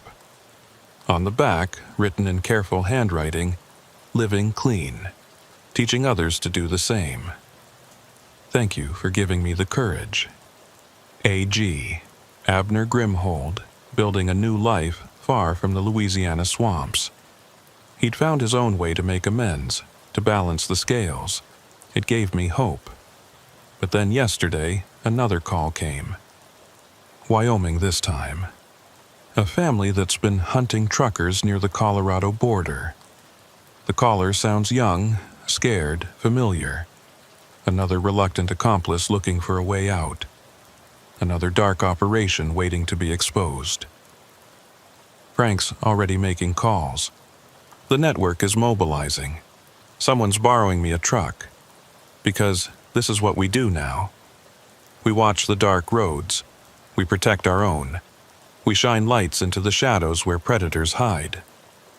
It's dangerous work, thankless most of the time, but necessary. The Bleakstones are in prison. The Harrows are in prison. But there are always more. Always another family, another stretch of dangerous road, another trap waiting to be sprung. And as long as they're out there, we'll be out there too. Truckers looking out for truckers, refusing to let each other disappear into the darkness. My name is Ephraim Duskwood. I survived the Bleakstones. I helped stop the Harrows. And I'm not done yet. The road calls and I answer. Because someone has to. Because truckers don't leave truckers behind. Because in the end, we're all just trying to make it home safe. And sometimes that means fighting the monsters that wait in the darkness. The borrowed truck is ready. Wyoming is a long haul from here, but I've driven longer. Time to get back on the road. Time to hunt the hunters once again. But before I could leave for Wyoming, my phone rang again. This time, it wasn't someone asking for help. It was someone offering information I never expected to hear. Mr. Duskwood, this is Special Agent Patricia Morse with the FBI. We've been monitoring your activities with the Highway Guardian Initiative. My blood ran cold. Were we in trouble? Had we crossed some legal line? Relax, she said, apparently reading my silence correctly. You're not under investigation. Actually, we want to share some information with you. Can you come to our field office in Shreveport? 2 hours later, I was sitting in a conference room looking at files that made my skin crawl. Agent Morse, a woman in her 50s with sharp eyes and graying hair, spread photographs across the table. These are from the Bleakstone property, she said. Areas we didn't publicize during the trial. The photos showed something I hadn't expected. Old structures. Much older than the farmhouse. Stone foundations. Collapsed cellars. Things that looked almost colonial in design. The Bleakstone property goes back to the 1700s, Morse explained. French colonial, then Spanish, then American. But the family's been there through all of it. Different names, same blood. What are you saying? I'm saying this is bigger and older than you realized. The Bleakstones weren't just some backwoods family that turned bad. They're part of something that's been happening for centuries, and they're not the only ones. She pulled out a map of the United States, marked with red dots. Hundreds of them, clustered along old trade routes, pioneer trails, places where travelers had always passed through. Every one of these is a family or group we've identified as potentially involved in systematic predation of travelers. Some are active, some dormant, some we're not sure about. But the pattern is clear. Old families, isolated locations, and a long history of disappearances. How long have you known about this? The FBI has been tracking this pattern since the 1970s, but the roots go back much further. There are newspaper accounts from the 1800s, stories from frontier times. Hell, there are Native American oral histories warning about certain families, certain places where travelers shouldn't stop. I stared at the map, feeling overwhelmed. So, what do you want from me? The Highway Guardian Initiative has done something we couldn't. You've created a trusted network within the trucking community. Drivers talk to you in ways they won't talk to us. We want to formalize a relationship, share information, coordinate responses. You want us to be informants. I want you to be partners, she corrected. Look, the Harrow case you just broke? We'd been trying to crack that for 20 years. You did it in a week because you had inside information and community trust. That's invaluable. She showed me more files. The Brennan family in Montana, suspected of killing travelers since the 1890s. The Delacroix clan in the Louisiana bayous, different from the Bleakstones but just as deadly. The Ashford group in the mountains of West Virginia, where hikers and truckers had been vanishing for decades. Some of these families are connected, Morse continued. They share information, techniques, even victims sometimes. There's evidence of a loose network, almost like an underground railroad, but for predators. That's insane. Is it? You've seen 2 of these operations firsthand. You know how organized they are, how they've survived for generations. Is it so hard to believe they communicate with each other? She had a point. The Bleakstones and Harrows had both mentioned knowing about other families, other operations. What about Daniel's family, the Harrows? Have they talked? Some of them, the younger ones mostly, trying to get reduced sentences. They've confirmed what we suspected. There are gathering places, meetings where these families share techniques and divide territory. They call them harvests. Like Uriah said, I whispered, remembering his words about harvest celebrations. Exactly. These aren't just isolated criminal families. This is a subculture, hidden in plain sight, preying on travelers for generations. Agent Morse leaned forward. Mr. Duskwood, the Wyoming situation you're heading to, we have intelligence on that family. The Thornwaites. They're connected to at least 3 other families, including remnants of the Bleakstone clan who escaped arrest. Or for Thornwick's people. No, different branch. But yes, some of them fled Louisiana after your operation. They're regrouping, forming new alliances, and they remember you. She showed me another photo, a grainy security camera image from a truck stop in Colorado. A woman in the background, partially hidden but familiar. It could have been Tabitha Shadowmere, though she was supposedly in prison. That's from last week, Morse said. We think several family members are using fake identities, possibly planning something. You've become a symbol to them, the outsider who broke their system. Some want revenge. Others want to make an example of you to discourage other truckers from fighting back. So I'm a target.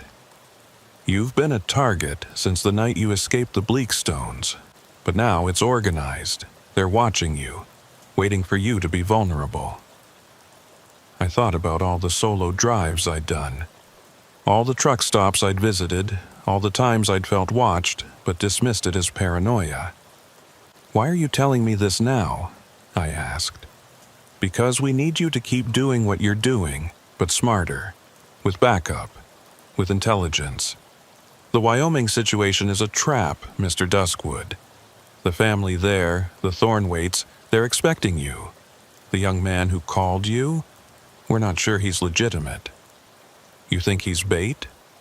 We think it's possible. These families have children, grandchildren, young people who can play the role of the reluctant accomplice, the one seeking help. It's a technique they've used before. My mind raced back to Abner, to Daniel. Had they been genuine? Or was I just lucky those times? Here's what we propose, Morse said. Go to Wyoming, but with full FBI backup. Wired, tracked, and with agents ready to move. If it's legitimate, we help another victim escape and shut down another operation. If it's a trap, we catch them in the act. And if they just kill me before your agents can move, that's a risk, she admitted. But the alternative is letting them continue. And frankly, Mr. Duskwood, they're going to come for you eventually anyway. Better to face them on our terms. She was right. I'd made myself a target the moment I stood up to the Bleakstones. Running wouldn't change that. There's something else, Morse added, pulling out one final file. We've been investigating the quarries where bodies were found. The Mirepoix quarry where the Bleakstone victims were discovered. It's not just a dump site. We found evidence of ritualistic placement. Symbols carved in stones, bodies arranged in patterns. These families, some of them have beliefs, traditions that go beyond just criminal enterprise. What kind of beliefs? Old ones, pre-Christian in some cases. They see themselves as guardians of ancient ways, and travelers as offerings, sacrifices to ensure their prosperity. It sounds crazy, but several captured family members have described similar beliefs. I remembered the photos on the bleak stone walls, the way they'd all moved in unison, the ceremony-like atmosphere of that night gathering. So, we're not just fighting criminals, I said. We're fighting true believers. That's what makes them so dangerous, and so hard to stop. They genuinely believe they're doing something necessary, even righteous. I left the FBI office with my head spinning. The Wyoming trip was still on, but now it would be a joint operation. I'd wear a wire, have GPS trackers, and FBI agents would shadow me the entire way. The network of trucker volunteers would still help, but as an outer perimeter, not knowing the full scope of federal involvement. Frank was skeptical when I called him. "You're trusting the feds now?" he asked. "I'm trusting that they want these families stopped as much as we do," I replied, "and they have resources we don't. Just be careful, Ephraim. Once you're in bed with the FBI, you don't get to choose which way the relationship goes." 3 days later, I was on the road to Wyoming. The borrowed Peterbilt handled beautifully, and I tried to enjoy what might be my last long haul. The wire itched under my shirt. The GPS tracker in my boot felt heavy. Knowing that federal agents were somewhere nearby and unmarked cars didn't make me feel safer. It made me feel like bait, which, of course, I was. The meeting point was a rest area near Laramie, one of those desolate stops that's just a parking lot and some picnic tables. The kind of place where anything could happen and no one would know for hours. The young man, calling himself Daniel, different Daniel than the Harrow whistleblower, was waiting as promised. Early 20s, nervous energy, constantly checking over his shoulder. He looked the part perfectly. Too perfectly. "Mr. Duskwood," he said as I climbed down from the cab. "Thank you for coming. I didn't think anyone would believe me." "Tell me about your family," I said, staying near my truck, keeping my options open. He launched into a story. The Thornweight family, 3 generations of predators, bodies buried in mine shafts. It was convincing, detailed, emotional, but something was off. His accent kept slipping, sometimes Wyoming, sometimes somewhere else. Southern, maybe. "You said on the phone you had evidence," I prompted. "Yes, in my car. I'll show you." He started walking toward a beaten sedan parked at the edge of the lot. Every instinct screamed danger. This was it, the moment where I'd either expose another predator family or walk into a trap.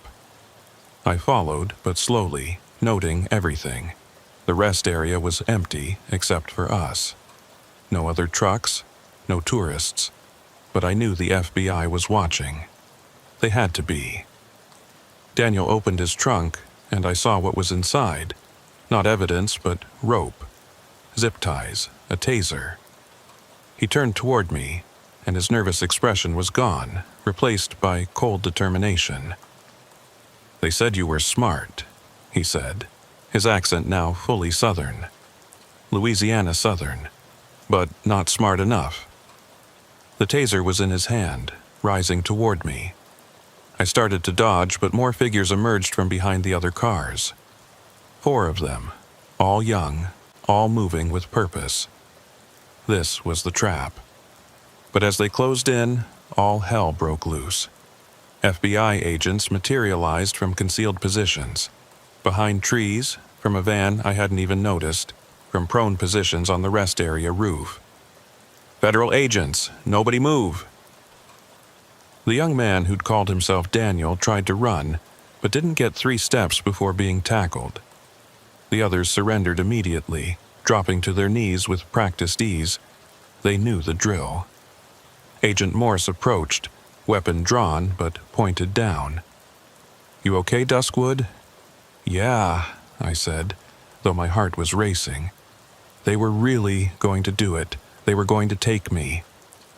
"Not just take you," she said, nodding to the sedan's trunk. "Look closer." Among the restraints were photos of me, of Frank, of Tom, Janet, all the truckers who'd helped expose the Bleakstones and Harrows. We weren't just targets. We were a list. "They were planning to get all of you one by one," Morse explained. "Start with you as the symbol, then work through the rest. Send a message that interfering with their operations has consequences." The fake Daniel, whose real name turned out to be Josiah Bleakstone IV, Uriah's grandson, was defiant during questioning. "You think you've won?" he said, looking directly at me through the interrogation room window. "You have no idea how many of us there are, how deep this goes. My grandfather's in prison, but the family endures. We've endured for centuries. We'll outlast you, outlast the FBI, outlast everything." "Maybe," I said, "but not today." The Wyoming operation revealed more than we expected. The 5 arrested were all children or grandchildren of imprisoned family members, a next generation trying to restart operations. They had lists, plans, resources hidden away. But they also had something else: communication with dozens of other families across the country. Phones, computers, and documents seized during the arrests revealed a shadow network more extensive than even the FBI had suspected. Families that had been preying on travelers weren't just isolated groups. They were a loose confederation, sharing information through encrypted channels, coded messages in trucker forums, even meetings disguised as family reunions or heritage festivals. The names were chilling in their ordinariness. The Carters in Tennessee, the Millers in Arkansas, the Johnsons in Oklahoma. Normal names hiding abnormal activities. Each family had its territory, its methods, its own history of making travelers disappear. But the arrests also triggered something unexpected: panic among these families. Within days of the Wyoming operation, the FBI reported unusual activity. Properties being abandoned, families disappearing overnight, evidence being destroyed. The network was going dark, scattering. "We spooked them," Agent Morse told me during a debriefing. "They're running, going to ground. Could take years to track them all down now." "Or they're regrouping," I suggested. "Planning something bigger." She didn't disagree. I returned to Shreveport, to my dispatcher job, to what should have been normal life. But normal was gone forever. I knew too much, had seen too much. Every missing trucker report that crossed my desk could be another family operation. Every breakdown on a lonely road could be another trap. The Highway Guardian initiative grew exponentially after the Wyoming incident. Thousands of truckers joined, creating the largest informal safety network in American transportation history. We developed apps, protocols, check-in systems. If a trucker went silent for too long, others would come looking. But the families adapted too. They became more careful, more selective. Instead of targeting truckers, they moved to other travelers. RV tourists, migrant workers, people even less likely to be missed. The old ways continued, just with new victims. Then, 6 months after Wyoming, I got another call. This one was different. "Mr. Duskwood." The voice was old, cultured, with a trace of Southern accent. "My name is Cornelius Ashford. You may have heard of my family." The Ashfords of West Virginia, one of the oldest, most dangerous families the FBI had identified. "I'm listening," I said, already reaching for my phone to record. I'm 93 years old, he continued. I've seen and done things that would turn your hair white, but I'm dying now. Cancer. Weeks left, maybe days, and I want to make a deal. What kind of deal? Full confession. Every family I know about, every technique, every burial site. A century of secrets. In exchange, you come alone, hear my story, and ensure my younger relatives who weren't involved are protected. Why me? Because you're the one who started this. The one who showed it was possible to fight back. I respect that, even as I hate you for it. You destroyed a way of life that's existed since before America was a country. But maybe it was time. Agent Morse was against it, said it was certainly a trap. Frank said the same. Everyone said the same. But something in the old man's voice seemed genuine, tired, ready to end things. So I went, not completely alone. I wore enough surveillance equipment to outfit a spy. But I went to the address he gave, an old mansion in the West Virginia mountains that looked like something from a Gothic novel. Cornelius Ashford was indeed dying. I could see it in his hollow cheeks, his labored breathing, the IV drip beside his bed. But his eyes were sharp, alert, holding centuries of secrets. "Sit," he said, gesturing to a chair beside his bed. "Let me tell you how it really began." For the next 6 hours he talked. He told me about his grandfather's grandfather, who'd started by robbing travelers on the National Road in the 1830s, about how it became a family tradition, justified by twisted logic and old beliefs, about the first meetings between families, the agreements to divide territory, the rules they followed. We saw ourselves as colors, he said, removing the weak, the foolish, those who wouldn't be missed. We told ourselves we were performing a service, keeping the roads dangerous enough that people stayed vigilant. That's insane. Of course it is. But when you're raised in it, taught it from birth, it becomes normal. My first kill was when I was 16, a traveling salesman in 1946. My father stood behind me, guiding my hand on the knife. Said I was becoming a man. He named names, drew maps, revealed burial sites across a dozen states. He explained the symbols they used, the ways they communicated, the corrupt officials who'd protected them. It was a complete unveiling of a hidden world. Why? I asked finally. Why reveal all this? Because it's over, he said. You ended it that night with the Bleakstones. Oh, families will continue for a while, but the real tradition, the old ways, they're dead. The modern world has too many cameras, too much connectivity. A person can't just disappear anymore without questions. People still disappear. Not like they used to. In my grandfather's time, dozens could vanish from one stretch of road in a year, and no one would connect the dots. Now, every missing person is in a database. Every abandoned vehicle is investigated. Every family member has a Facebook page asking for information. He coughed, specks of blood hitting his handkerchief. I'm the last of the old generation, he continued. The ones who come after, like those fools in Wyoming, they're playing at being predators. They don't understand the patience it requires, the commitment. They want quick kills, easy money. They'll all be caught eventually. So you're giving them up to what? Preserve your legacy?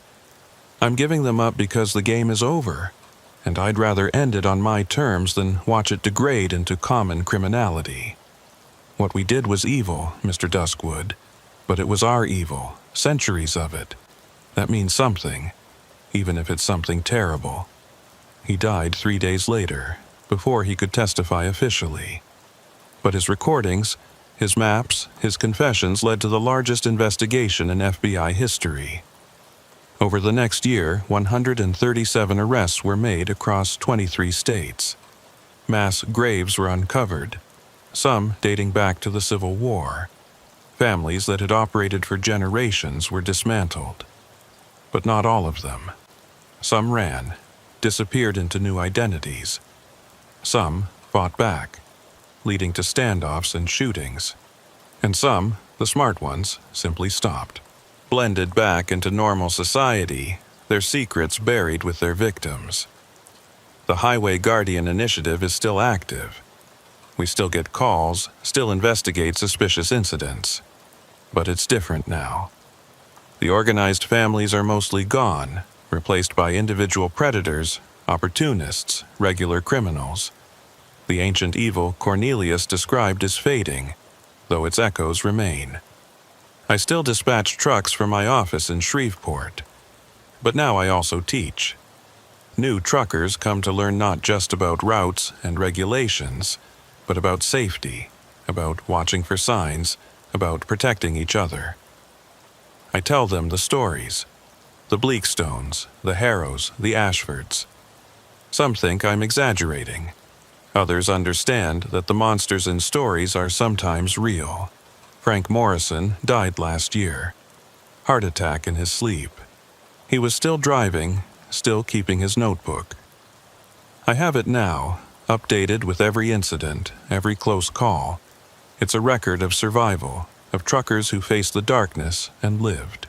Abner Grimhold, or whatever his name is now, still sends occasional letters. He's married, has kids, works as a mechanic. He's built a good life far from the Louisiana swamps. Sometimes he asks if the nightmares ever stop. I tell him they fade, but never fully disappear. And sometimes, late at night in my office, I get calls. Not from people asking for help, but from others. Voices that sound old, accented in ways that speak of deep isolation. They don't threaten, exactly. They just want me to know they're still out there, still watching, still remembering. The families may be broken, but the bloodlines persist. "We were here before you," one caller said. "We'll be here after you're gone." Maybe. But for now, the roads are safer. Truckers drive with more confidence, knowing they have backup, knowing someone will come looking if they disappear.